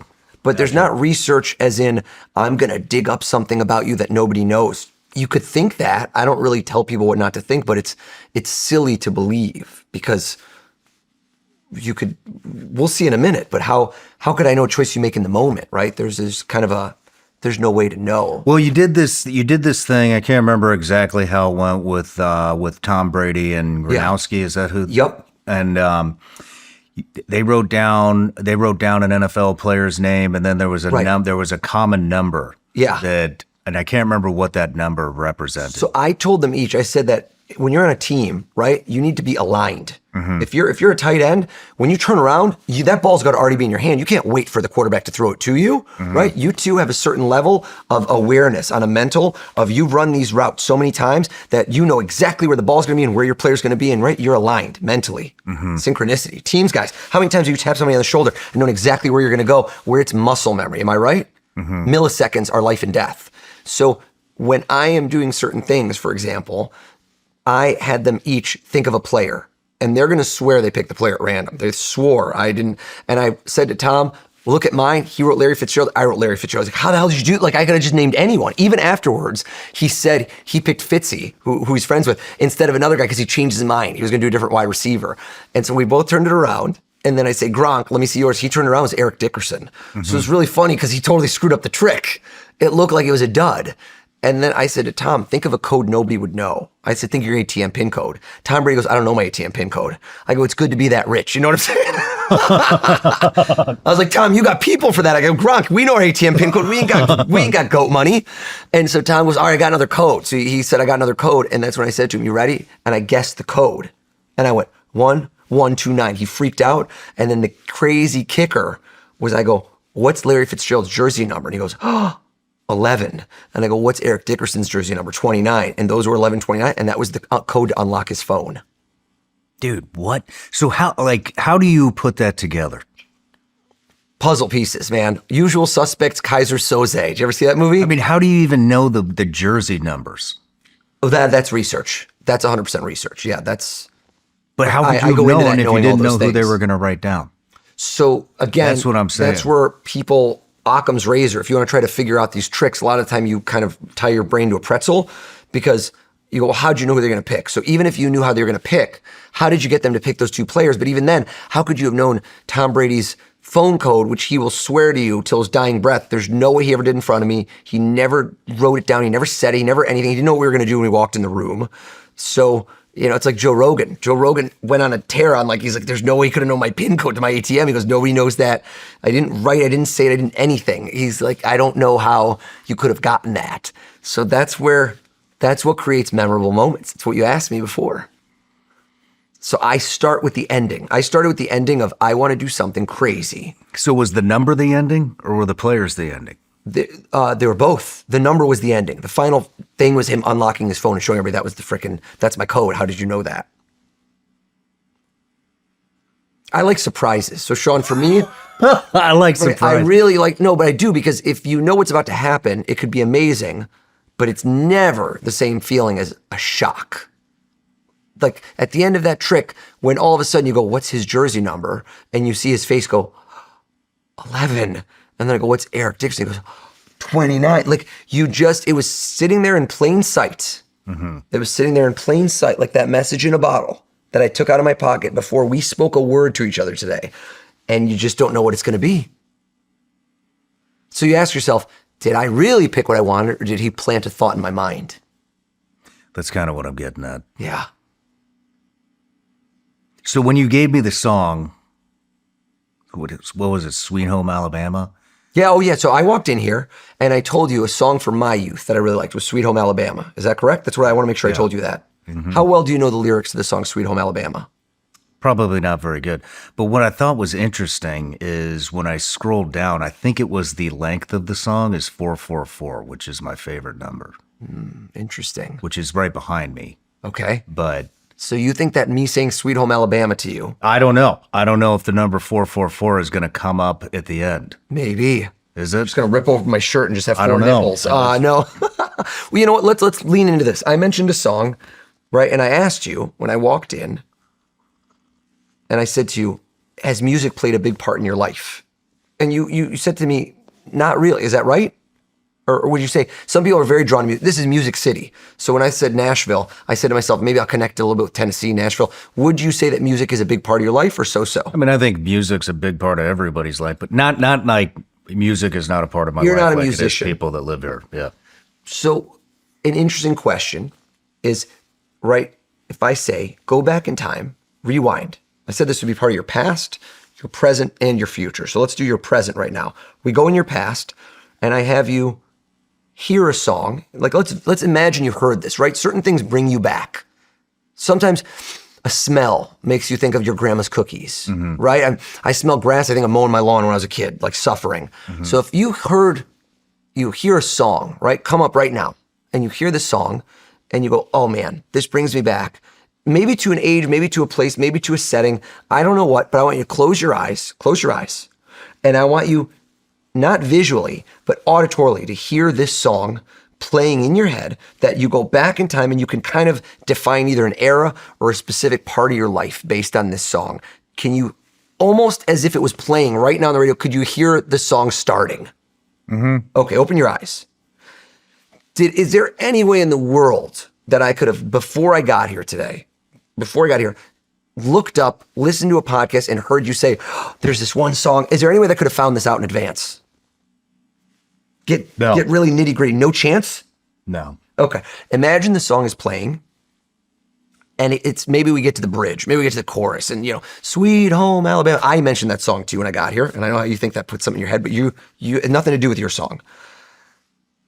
Imagine right at a certain point, it stops, and you sing along, okay? As if we take the lyrics and we highlight a couple of the words, and you sing along to that one moment. Boom, right there in your head, sing those words. Can you sing them in your head? Okay, you decide. I said a couple, which is leading the witness. Couples 2, sometimes people do more. You were thinking of 2 words. Is that right? Which one in your mind did you get more forceful on? I don't want to know the word, but was it the first word or the second word? Which one it just came out stronger in your mind? First one or the second? These are the 2 words? Yeah, tell us. What 2 words? Like, oh, the first one. The first one is like, these 2, okay. They're not the name of the song, are they? No. Okay. Now, this is just critically important. I walked in here. I gave you this before I'd said a word to you. I put this on the table. You have not, shared this online somewhere. You've not told anybody. This is not something I could have gleaned from your crew. We don't know each other. You're thinking of 2 words from literally any song that connected to your past. Is that true? Think of the first word.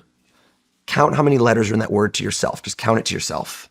Okay. That was quick, but it wasn't instant. 5 letters, wasn't it? It was, right? I think it was 5 letters. See, if it was longer, see all 5 letters. And I always like to say this. I go, stop. It's kind of like sing-songy. Stop on any one of the letters in the 5. Just grab a letter and like you're doing hangman and you have dashes. Imagine that one of your kids guesses a letter, and so you fill in that letter. Can you see yourself writing one of the letters down right this second, like in midair? Yeah? You didn't do the first letter, did you? No. And then bookends. Bookends are always quirky because bookends give it away. You didn't do the last letter either, did you? Because hangman, you always do the ones in the middle. N. Were you thinking of the letter N? No. You did the N before you jumped and you did the vowel. I know it now. I wrote it. I'm done. Tell us all, what is the word that popped up in your head as you were singing a song? What word are you thinking right now? Going. Going. What the fuck, dude? 1 is luck. 2 is skill. Think of the next word. Pick any letter in that word. Something interesting. You got a letter in your head this time? Yes. Now, last time, when I said N, I know you'd thought of it, but then you switched over to the vowel, to the O. This time, you said to yourself, should I do the vowel? And I think what's funny is the first time you thought of the letter O, and this time, muscle memory, you thought of the O again. So there's an O in this word, but then you switched and you did a different letter. You're thinking of a W, aren't you? Tell me, sing it for me. Not the whole song. What are the 2 words you're singing in your head? Say them. Going down. Going down. What the fuck, dude? Oh my God. What the fuck? Wow. How many different songs do you think have the words going down in them? Probably a ton. 1 million is my guess. 1 million, right? Going down is not nearly enough to figure out what the song is. So let's put a pin in the song. You just keep it in the back of your head for now. Anyone who says that now that I got this, I could figure out what the song is, go to Google or Spotify. There's so many. You did a hard one for me. All right, we'll keep this on tap. We'll come back. More performance to come. I'll keep a dangling carrot for you. What the fuck? Oh man, what do you think of psychics? What do you think of all this stuff? I've had a handful of them on here. Have any of them convinced you?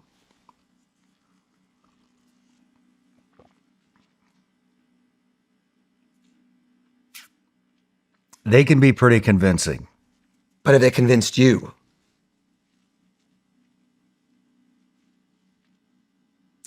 They've convinced me enough to look into it.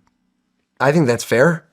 So what do I think of them? I have never had an experience personally that's convinced me yet. So I'm agnostic. It'd be ridiculously egomaniacal for me to say that it doesn't exist. It's so, when people say that, I just don't understand how they can know that. You can't know everything. You don't know the infinite universe. I have seen firsthand, a lot of the time what happens with psychic is what I do. Really good psychics are like me.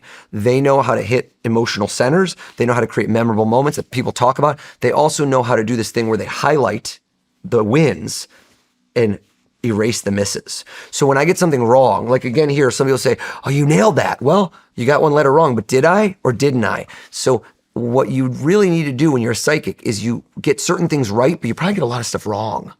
Right? You're in the room with somebody who wants you to talk to a dead relative. They want you to tell them something about them, but a really good cold reader can get so much information from you just based on your watch, your clothes, what you're wearing, your mannerisms, how you talk to the people you're here with. There's so much stuff they could get before you even walk in the room that they've got a whole script ready to use to their advantage, to move you in the direction they want, to get the right thing out of you, and to have you remember how could he have known that my uncle who passed away from lung cancer gave me this thing when I was 12? You're like, holy shit, how could you, right? So I could do that same trick better than most of them I've ever met. Everyone I've ever met. Everyone. But that's not to say that I'm not a psychic, so I'm not saying that person didn't do the same thing by being a psychic. I just know that I know the tricks to do that same thing they did in a different way, or Occam's razor the same way, and I'm not portraying myself as a psychic. So my answer is very simple.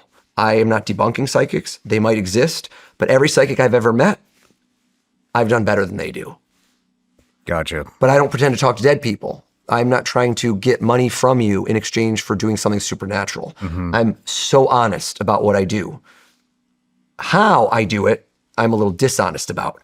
I like to muddy the waters. It's counterintelligence. If I told you how I did it, what's the fun in that, right? So I give you lots of different ways you think I did it. Is it just body language? No. Is it just the fact that I looked this way or looked that way, or that I pretended to write this or did that? All of those things are going to make it so in your mind you don't really know how it was done. It's a developed tact. How long did it take you to, I mean, we kind of covered this a little bit ago, but I mean, when I was asking, how long do you prepare for, for a trick? And Some have been years in the making. Some I come up with on the spot. yeah, and you said that you don't practice them. I practice them in my mind. You practice them in your mind. In my mind. So that's unfortunately, that's the tough part that's why when I told you when I did Jimmy Fallon, it still annoys me. I didn't realize that something I did would have been so much better if I did it just slightly different, just the littlest thing, just iteration, change one ingredient. How's the recipe? Add a little more salt, add more garlic, do one thing at a time. You realize what's different. So for me, I try to play out all of the different scenarios that can go wrong. But sometimes something I didn't think about happens. And so how am I prepared in that moment? But it's exactly like a stand-up comedian. You can't know if a joke is funny until the audience reacts. By definition, you can't know because what's funny is only in the eye of the beholder. So for me, if I'm trying to read your mind, I can't do it without an audience. Mm-hmm. I can practice magic without an audience. So in essence, that's why there's so many more magicians than mentalists, because magic can be practiced at home in front of a mirror for years. There's some magicians that almost never perform for anyone, and they're the best in the world. Literally, I've met people who you never see perform, you've never heard their name before. This guy is the best at this card trick in the entire world, and no one has seen it except for his family and friends. He's just not a performer. But he's so good at this move that it's invisible. He can literally, you shuffle the deck, you take it back, he deals you 4 aces. You're like, where do those aces come from, man? He's fooling me, and I've been doing this for years because he can practice that ad nauseum. A mentalist can't do that. You can't actually do that. You need to go out in front of an audience, try, fail, figure it out, go back to the drawing board and get better and better and better. That's what it makes a steep learning curve. And that's why when you ask yourself, how many other mentalists can you name? You'll be like, oh, there's not that many. Mm-hmm. Mm-hmm. So, I would think that a failure in front of a large audience would be detrimental for your career. Yeah. Yeah. Right? Well, it's funny because it's both. It depends how bad the failure is. So, catastrophic failure, yes, that's not good. Minor failure humanizes you. So some of my most viral clips have had some component of failure where people think they know how you did it.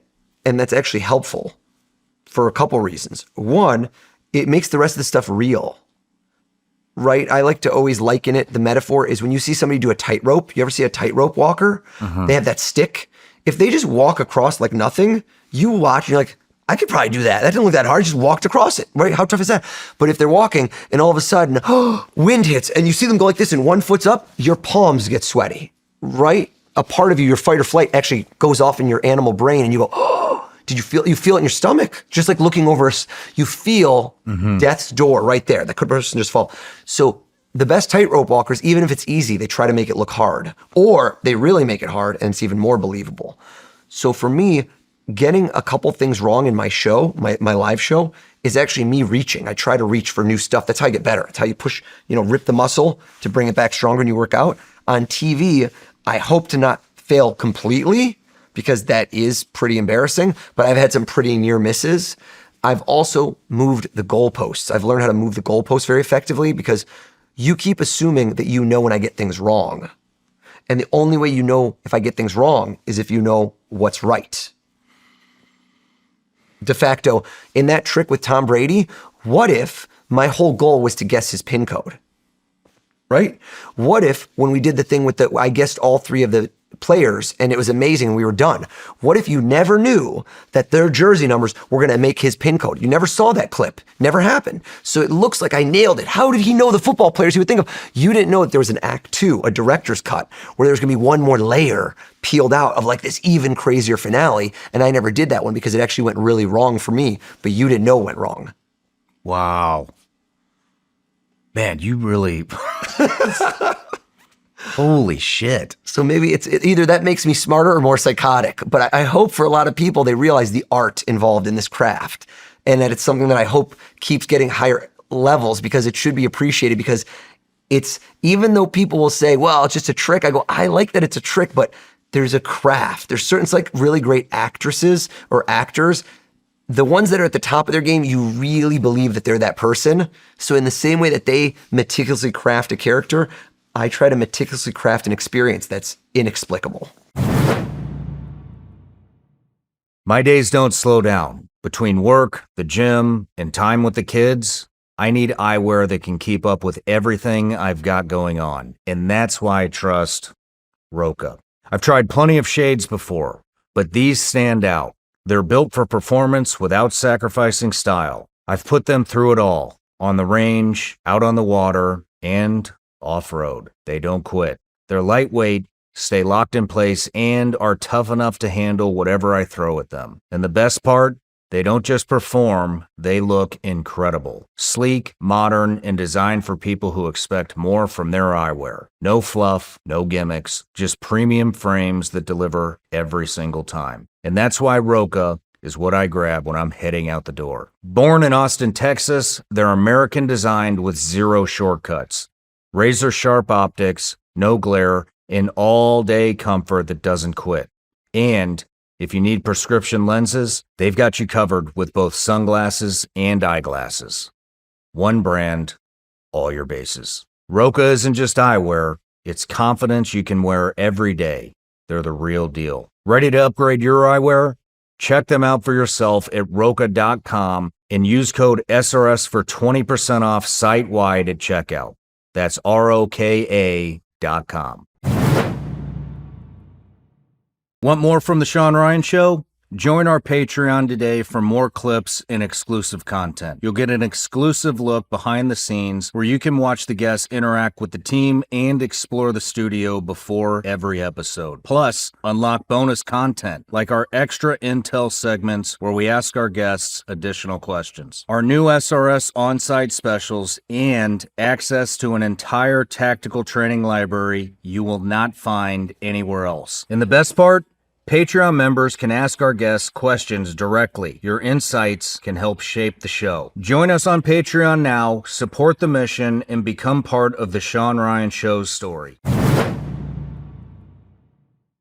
mean, where do you get this stuff? I mean, where do you start? I mean, I know come up with it. I'm just curious. I mean, how long was it before you quit learning from I'm still learning. mentors? Mentors, I consider a lot of people, mentors, that term to me is always like somebody older than you or more experienced. When you started looking for, when you started going to the magic store and you're like, I'm going to pay for this stuff. I mean, how long was that going on? Do you still have any mentors today, or are you crafting everything? I have people that are more in your mind? like, not really, again, a mentor seems to be like somebody who's, I don't want to call it above you, but I can be mentored by anyone. I can learn from anyone. I can learn from somebody who's 16 years old who just started doing this because they have a fresh take. It's the same way that if you're a music producer or a music executive, if you think I know everything, you're going to fall. Like the people that make it longevity, they're talking to 15-year-old kids. And that's their A&R. That's the person who tells you what kids like. Because I didn't know what TikTok dances were. But I don't know all this crap. I'm like an old man compared to this stuff. So I need to know what's going on now. That's the zeitgeist. And so to answer your question, I'm constantly learning. I'm also not naturally a sports aficionado, which people will be like, you're so into sports. I'm not that into sports, but I've had to learn sports because I've hitched my wagon to sports in a big way. I also do a lot of stuff within the financial markets. I used to work on Wall Street, but I do CNBC and Fox Business very, very regularly. I'm on those networks. And that's because that leads to a tremendous amount of business for me, where most of the CEOs of the Fortune 500 companies, if you did a survey right now, the majority, if you said my name, know who I am. That did not happen by accident. That was premeditated over the last decade of constantly being exposed at very large conferences, being on CNBC, meticulously crafting what they see and how I'm branded. And I know their markets. I know the terminology. I know that if they bring me in, I can speak to their firm and their company and their clients in such a way that they understand that I understand their business, which makes it very, very, it's very comfortable to bring in a speaker or performer who's not only going to kill it, but gives that added touch of knowing what they do for a living. It personalizes the experience. Gotcha. I mean, how does this affect your relationships with your friends, your wife, your kids, your family? Mentalism? Yeah, man. I mean, I'm sitting here wondering, what am I giving you having this conversation? They know me how too far well. Inside of my head are No, they you? know me too well. So I don't think my friends will tell you, they'll be like, dude, this guy, not even a great poker player, world's best mentalist. I beat him at poker before. And it'll bring up the immediate question of how can that be? How you should be able to do everything, right? It's like a superhero power. But the thing is it is an illusion to a degree. Some of it is real, some of it is not, but it doesn't generalize. So let me explain to you exactly what that means. Truly, if I can do what I'm doing for you right now, why can't I just go to Las Vegas, sit down at a poker table, clean up, win a few $1,000,000, do it again until they kick me out. Let's get $100 million, Shawn, sail off into the, my private island, be done. Why wouldn't I just do that? Why worry about doing that when you could just get everybody's ATM PIN code? Yeah, that's a little more illegal though. But let's stick within the confines of what's legal within our world. So I would tell you that the reason I can't do that is because when you see me, and I can 100%, if you go get a deck of cards and you deal a card right now and you look at a card and your deck cards you anything, I can guess that card, 100% certainty. So why can't you just win at poker? Because there's a procedure that I have to do to get your card. Because I'm telling you the truth, I'm not psychic. It's not supernatural. If I was, then this whole thing would be BS. You'd be like, well, just do it. I don't. I have a certain way that I'm doing it. There's a series of steps. You don't know all the steps. You usually know one of them. Most people, when they figure them out, they figure out 1 out of 7 or 8 steps. And then the other 2, they think, I got them. It was where I looked with my eyes this and I did that and it's not. But I made you think that. So I make you go through a procedure that people in real life don't do. Because when I'm entertaining you, I'm kind of in charge. If I just bumped into you at the airport right now, handed you that little slip, said, look at me, think of a song, you'd be like, dude, who are you? Get out of my face, right? We couldn't have done all the preliminary. I couldn't have worked through, sat with you, talked to you a little bit in a certain way. It wouldn't have worked. Gotcha. I'm being honest. So at a poker table, people won't do the stuff I need them to do for me to guess the card correctly. I don't have time on my side. Sometimes I can. I've actually played poker, and if I've started doing mentalism, but then people are onto it, and I go, look at me, think red. I'm not going to do that, and then I can't do my thing. Gotcha. I mean, but even without that, like, you know that, but I don't fucking know that. Well, that's right. So let's say we go to dinner after the interview. I'm constantly going to be like, what the fuck does this guy know about what I'm thinking? There's some dark shit going on here, Oz. I think I don't want everybody to know how we dark went it to gets. 3 more dinners, and then you'd be like, all right, he's a good dude. He's a good dude. All right, he's a little crazy with the mentalism, but I think I can overlook the fact that he's not just studying me at every moment. So I think that's just a comfort where people get to know you beyond the exterior. But yeah, that's true. Now that I'm become more known for what I do, it is a little bit of a hurdle at first to overcome because, like you said, people are like, what do I do with my hands right now? I touched my face. What did that mean? Oh, I mean, it's got to be a hurdle. I just went in the editing room a little bit ago, and I'm like, I don't know about. I mean, I feel like I'm way off my game. I'm just waiting for this guy to fucking pull a bunch of stunts over here. But I mean, so what about with your kids? I mean, are you teaching them this stuff? I haven't taught anybody yet, even though my oldest son, who's 9, has wanted to learn magic. But I'm very much like Mr. Miyagi, wax on, wax off. I'm like, you got to do the grunt work before you get to the good stuff. So I've told him, I've got to see that you practice because there's a lot of immediate gratification that they want, where if I've taught him a few magic tricks and then he just goes and does it for his brother. And I go, that's not what we're going to do here. We're going to practice it until we do it really, really well, not until we just can do it. Because the instinct is, I just learned this trick and I know how to do it now. I'm going to go do it and I'm not going to do it that good. And maybe he might figure it out, but it's so exciting. And I get that because it's a shiny toy. And when you're a kid, you want to just unwrap the gifts from Christmas before it's time, right? I'm just going to rip them open. So I want him to get better at the trick and show me that he has that level of awareness of practice, then do a really great job. And then I'll show you the next level and I'll open the next door. But I would be shocked if any of my kids became magicians or mentalists, but you never know. Why would you be shocked? I don't think they have the same mindset that I did. Gotcha. Which is they just don't need... there's a neediness involved to being a magician or mentalist. There's an emotional neediness. That's the same as almost a comedian. Anyone in showbiz, you need something from someone else, right? You need the reaction. You need the laughs. You need the wow. And it's just the truth. That's what you do if you're in this business. You need an audience. And I think that I needed that as a kid because I was trying to kind of take away some of my mom's problems. And I was trying to avoid being who I was in a certain way. And this was a nice little... Superman, right? Clark Kent is the nerd. He rips off. He's the cape. He's Superman. I have this way of pretending to be Superman around people around me with these tricks that I learned. And they don't really get to know the real me. They got to know this version of me, which is a slightly bit exaggerated, more entertaining, more fun. Over time, I was able to meld those people and become pretty much, I am who I am when I perform. when I'm not performing.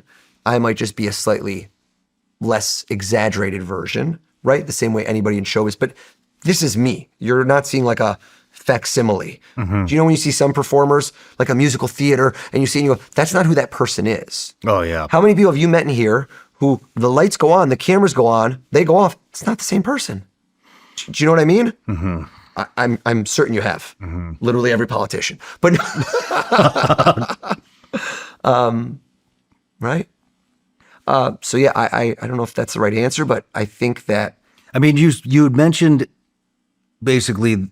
I'll teach them though. If they want to learn, I'm happy to teach them, but I want to teach them right, which is I'm very much a purist where if it's done wrong, it ruins it for everybody. If it's done right, it helps everybody. So with magic tricks, if you see one really bad magician, they'll never hire another magician again, a company. They'll be like, same as comedians. I've done so many events where a comedian the year before swore, said something like, racist or bigoted or something anti-religious. And they're like, we can't hire you again, man. You offended everybody. Now that ruined it for comedians for years until they feel like we'll give it one more shot. They've scorched earth. So the same thing happens for me.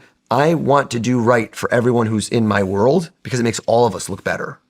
Gotcha. It actually helps my entire industry for me to be doing. Most people in my industry aren't jealous of me. There's not as many. They're happy for me. And I'm happy for them because I'm giving them more business. They'll call, they can't get me, they will call them. Or they'll be aware of something as a category they weren't aware of before. Like this didn't exist. Years ago, this was just, they knew about it, but it's become much bigger because of the virality of my videos.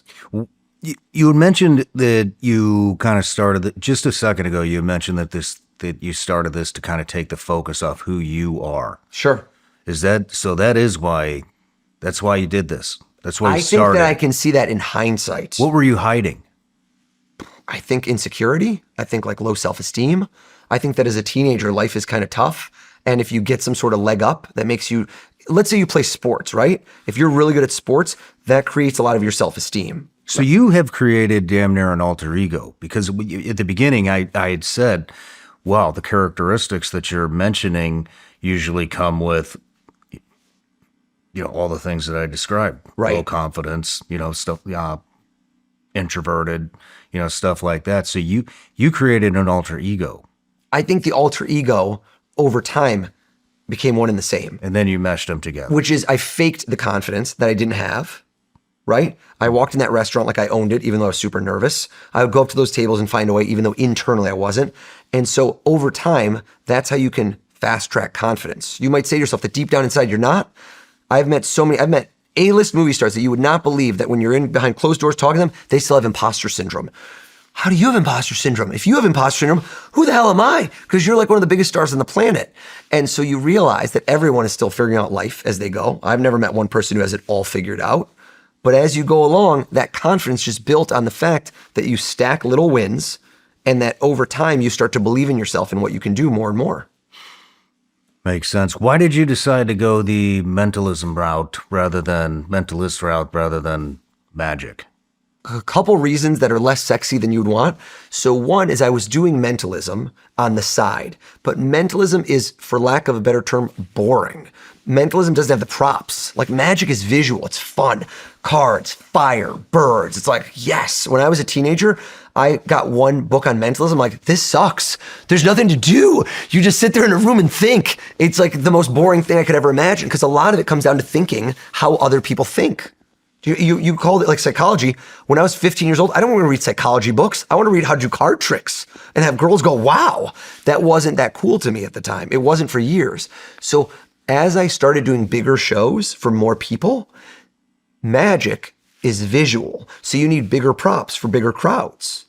So I had to bring more stuff and I didn't want to bring more stuff. So more stuff costs more money. It's more annoying. You have to have more bags. I just didn't want to do it. I didn't go down that route. So I found that mentalism hit a certain niche where people were still amazed, but I didn't need that many props. And I could still do stuff for 100 people, 150 people, 200 people, and I don't need big props. So I started doing more and more of it from a practical perspective, right? Just literally pragmatic. Then the year I got on America's Got Talent, I was probably doing 50-50 magic and mentalism in my shows. But the year before me, a guy had won named Matt Franco. Good guy. Shout out to Matt. He looked kind of like me. We're both like, kind of white guys. He's in his 20s, late 20s. I'm in my early 30s. And just on the surface, we get mistaken for each other because they'd be like, oh, I saw you in America's Got Talent. They weren't talking about me. They're talking about him. But people just don't know who you are right away when you're coming up. So I wanted to create separation between me and the guy who won last year, because otherwise you're just going to compare me to him. I don't want to be compared. I want to be one of one. So when I did that, I decided to brand myself as O's the Mentalist and become more pure. I don't do magic anymore. So in my TV appearances, I was always wearing a suit and tie because I knew that I was doing corporate events and I wanted to do more corporate events and less private parties because I was married. We were going to start a family. My wife and I did not want me to be working 5 times a week, like a weekend, like every Friday, every Saturday, every Sunday, everyone I'd work. So I needed to start getting more into these corporates, and that was going to kind of portray me in a different way. And then the mentalism is just more of a cerebral pursuit. It kind of appeals to people that are a little more intelligent. It's more of a, I don't know, it's like scotch tasting of it's like drinking wine. There's some element of it that's a little more highbrow because you just think to yourself, well, I'm not being fooled by a card trick. That seems very kind of low level. Like this isn't sleight of hand. This is something crazy. This is something different. It's a premium product is how it's perceived. It's still magic.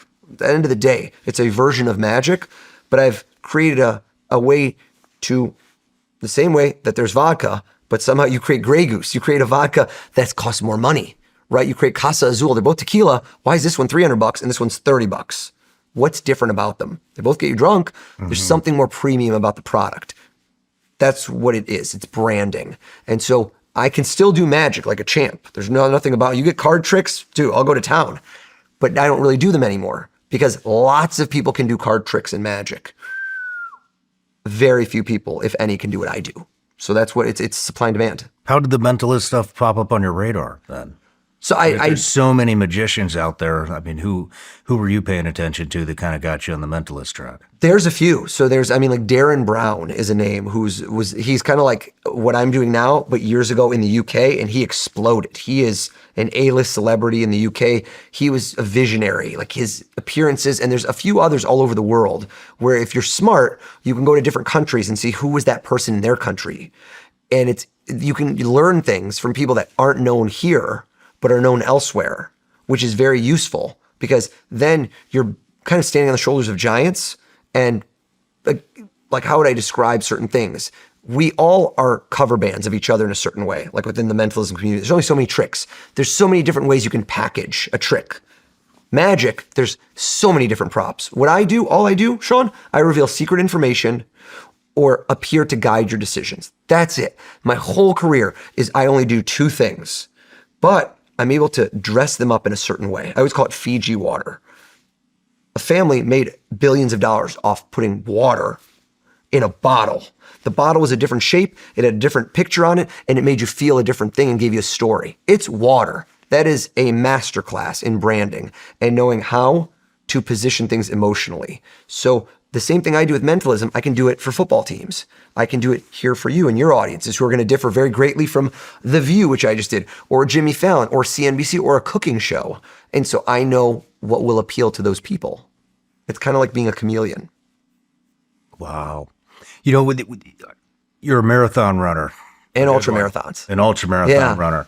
Have you found ways through your studies of becoming a mentalist, find ways to kind of mask or disguise pain or get rid of it? Is that why you found so much success as an ultra marathoner? I don't know if I can mask pain. I actually like the pain. In a weird way. I've had some of the ultra marathons that have gone very well. I've had only a handful that have gone well where they were like easy the whole way. And I felt like I was cheating. I'm going out there to find out who I am, right? I'm going out there to suffer and to overcome the suffering and still finish. Okay. And that's when I feel like if I just puked 57 times, borderline crap my pants, pardon my French, wanting to quit, laid on the floor, slept for 5 minutes in the middle of the night, got back, had heat stroke, and made the finish. That's a war story I'm going to remember forever. If I ran it and just had like a great marathon, it was easy. It's like, where's the appeal in that? I didn't learn anything from that. While I'm doing it, I hate it. But afterwards, what it does to who you are is where the real growth is. The part where the volume, right? The volume of life if I've done something that hard, anything that to somebody else feels like a 10 of stress and volume and what are you going to do? What are you going to do? To me, it's now a 4 because I've been through something like that. I've been through something much, much harder. Gotcha. Why does everyone ring that bell in buds? Because we want to see the people. There's probably people tougher than you that didn't make it because mentally they weren't tougher. Mentally, they didn't want it as much as you did. And how do you find out when you're going to break? You can't find out sitting on a couch pretending. You have to actually be there, freezing, suffering, doing these things to see who you really are. Now, I was not in the military. I am so in awe of people that are, but I think the closest parallel in our current lives that are just soft, squishy, and so comfortable. I've got Uber Eats, man. Give me a break, is challenging ourselves in some physical pursuit, and why these ultra marathons have become so big and Goggins has caught on so much because it's real in a world where everything is kind of fake. What are some of the tricks that you're most proud of? Performances? Yeah. Who is there anybody that you thought would be a challenge to fool? I did something recently, again, I don't know if it's off the record, but I did something with Jeff Bezos that was so fulfilling. It was just, it was at an event and he challenged me. He asked me something that he said nobody would ever know. And up and down we talked, there's just no way anybody could know this. And I broke it down, which is typically what I do. People always, they misremember the way I do things. So how did you just guess that? I go, I didn't just guess it. I figured out how many letters were in the word. I figured out 2 of the letters. It was like a game of hangman with your mind. And then bam, I figured out the whole thing. And so I figured out something that he challenged me with that he just flipped out. It was such a blast. And it's somebody that I have admired and looked up to as a business person. And I told him a funny story when I did it, which is I said, I'm at this event. It is as high profile of a room as you could ever have. There's just literally as high profile as I've been in a room. I think there's maybe 2 or 3 rooms in the world each year that are with as many CEOs and major people. And I said, I told my kids, I have 5 kids, only one person in this room do they care about. And I told them, I didn't even say Amazon. I go, if somebody could stand up in this room, the founder of Alexa is in this room. You know, the speaker? Yeah. Because I told them, my kids, you've created real magic in my house. My kids ask Alexa 100 questions a day. I have to unplug the damn thing because they drive us crazy. And they can ask it anything and it answers your question. It's real magic. And I go, recently, they asked it, who's the world's greatest mentalist? It said my name, and Jeff, you made me a superstar in my own house. Before that, they didn't give a crap about their dad, but when Alexa said it, so I said to him, you challenge me right now, think of a question, I'll give you a couple minutes on it, that there is no way I could know. It is impossible that if I put your whole life, everything you've ever said through ChatGPT, every article about you, everything, we consolidate everything, there's no way in the world anybody would ever know this, but you and you alone. And he thought, and he came up with a question, and he asked me, and I figured it out, and it was just like the room, pow, exploded. Because that story, I'm confident, he will talk about for the rest of his life. Wow. Yeah. Man, that's wild. That is wild. All right, let's have a fun one with you. You ready? Let's try it. to craft a similar memory. I said that right there would be your past, present, and future. Right? Mm-hmm. That note, that's been there for those who have been missing us. I put that here. I took that out of my pocket. I put it down. When we walked into this room and I took it out, I made you swear to God above, so they all know that when this thing came out, prior to that moment, we had not set anything up. I had not talked to you. I made a point of taking out timestamps. Is that correct? When this thing came out of my pocket. Mm-hmm. And it's been here in full sight the whole time on your table, not mine. I made a point of that. The past was you thought about a song. We don't even know the song, but I got the words going down. Let's go to your future, which nobody knows the future. I don't know the future. Let's go through this. Let's deja vu. You're having a birthday party. I'm sure you've had birthday parties before. Let's imagine that this is a milestone birthday, okay? And you're going to tell me this number on the spot. You're making this up right now in real time. How many guests would you invite if you're having people that you grew up with? Maybe some people within the world of media, now that you've formed this incredible business, people that you work with, people that maybe you served with, your brothers in arms, your sisters in arms, family. How many people would be at this party? Give me an estimate or be very specific. How many people are at the party? 150. 150 on the dot, bam. Now this is the part where I have you visualize this. This is the game. You walk in the room. It's not a surprise. You know who's in there. You're looking around and you walk around and say, oh my God, how you doing, Shawn? And then right at this moment, this is the part I wanted you to imagine. Somebody walks up to you, you hold out your hand, and this one person shakes your hand. Now, right before we do this, you do not know which person's name you are about to say. Is that correct? You do not know. I want to make sure that you know at this very moment, you have not decided who you are going to say. Hold on. Don't say a word. Stop. Right. Yes. Anything you say is going to give something away right now. So I'm saying to you, only when you shake your hand do you make the decision of who it's going to be. Do you understand? Look at me. Right at that moment, you walk in, you shake their hand, and you know what? You look them in the eye, it's a family member. Blood is thicker than water. You go with a family member. You shake their hand and you look at them. Can you see into that person's eyes right now? I think it's a guy. Is it a guy? How did I know? 50-50. But there's something to be said for when I do the shake and I look down to see if you look down, statistically, men are taller than women. Not always. It's not like I don't want to do gender stereotype, but if you were to look down, you may have thought it was sister, daughter, mom, wife. But when you look directly at me, you were looking eye to eye. You thought it was a guy. The guy who you picked, family member.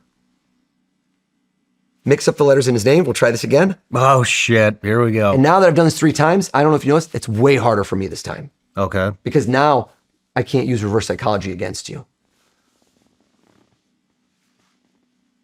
Pick any letter in his name. Any letter? In his first name.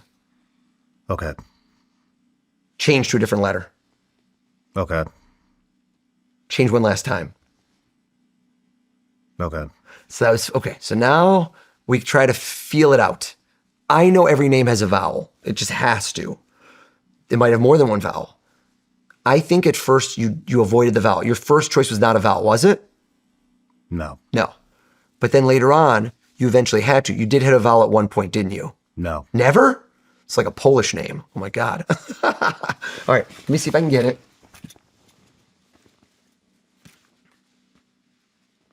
If the name was only 3 letters long, 4 letters long, it would have been very hard to change that many times. It would have been like, which one do I do? Would have been, so now I know it's a longer name. 5, 6, 7. If you saw this person, only clue, if you saw this person, would you refer to them by their first name? Yes. Okay. There was a hesitation, so I asked myself, because sometimes somebody picks a guy named William, but he calls him Bill or Billy. See what I'm saying? There's a, you didn't,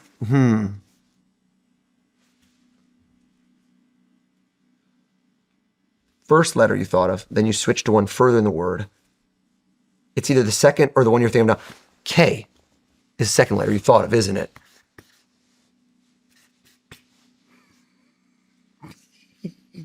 What the fuck, dude?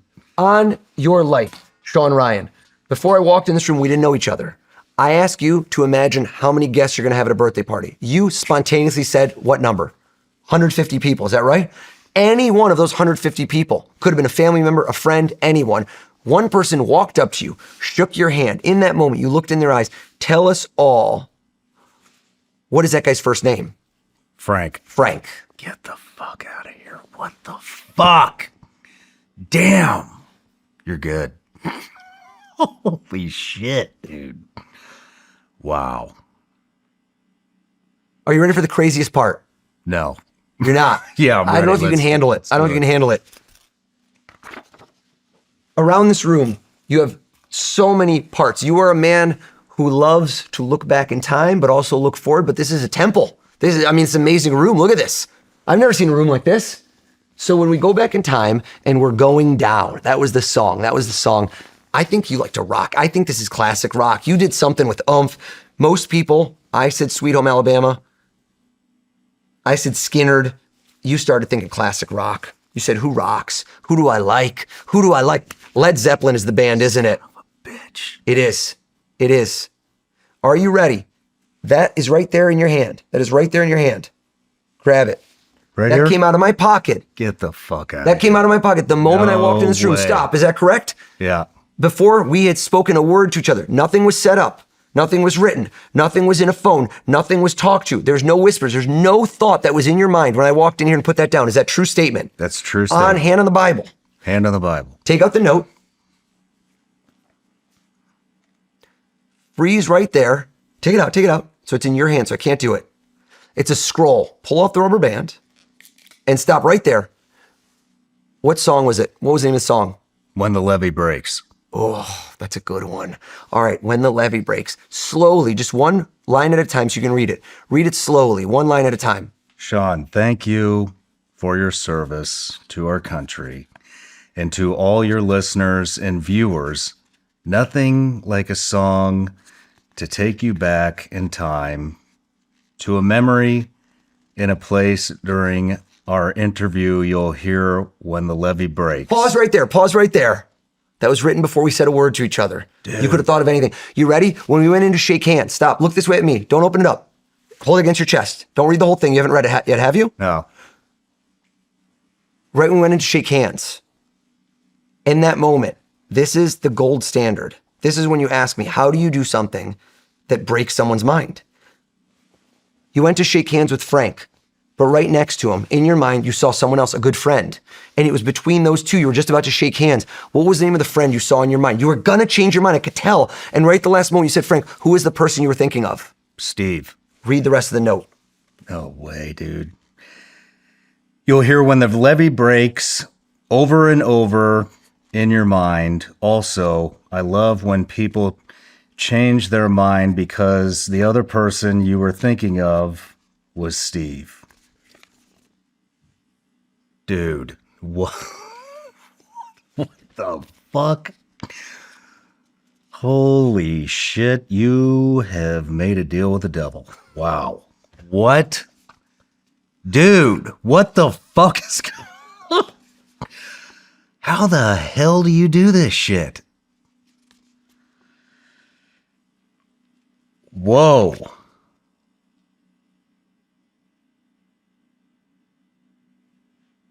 You are a scary motherfucker. You heard it here, folks. Shawn Ryan. I'll take that. Dude. Wow. I'd have to pull the mic off to drop it. You know what I'm saying?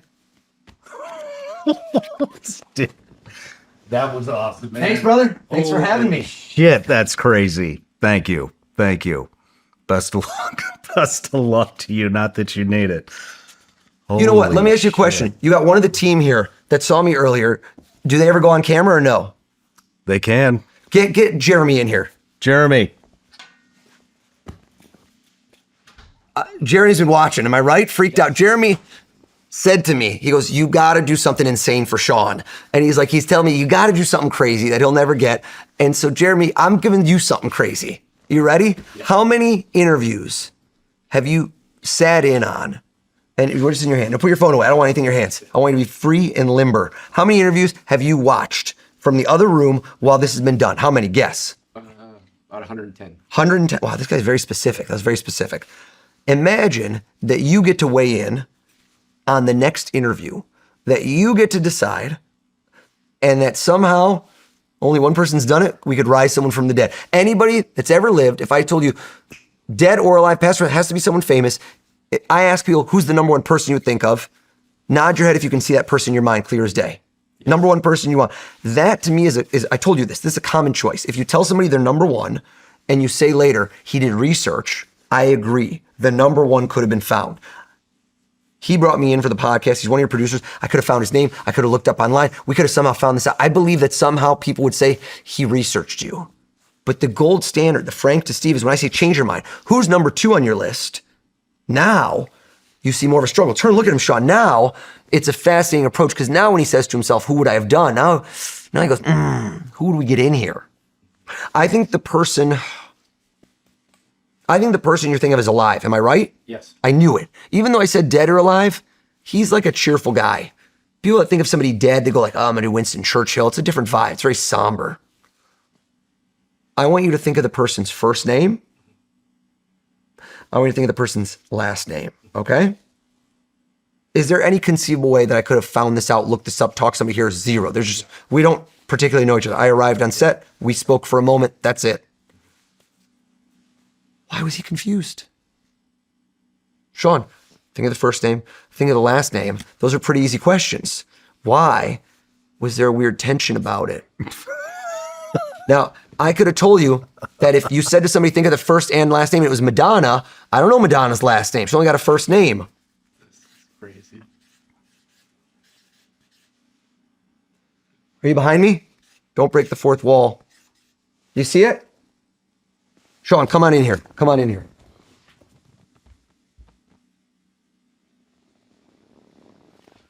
Jeremy, I vanish right now. Poof, like a magician. Somebody else appears in my place. In this moment, you see this person, somebody famous appears here, and you go, I can't believe who Shawn's interviewing right now. Tell us, who are you imagining this very moment appearing in this chair instead of me? Say, what's their name? Kim Jong-un. Get the fuck out of here, dude. What? Holy shit. What the fuck, man? Oh, dude. I'm done. Holy shit. What the fuck is Go, that? we'll kick them out. I love it. I love it. That's how we end. 60 seconds. That's it. Whoa. Dude. Wild. Woo. Holy shit.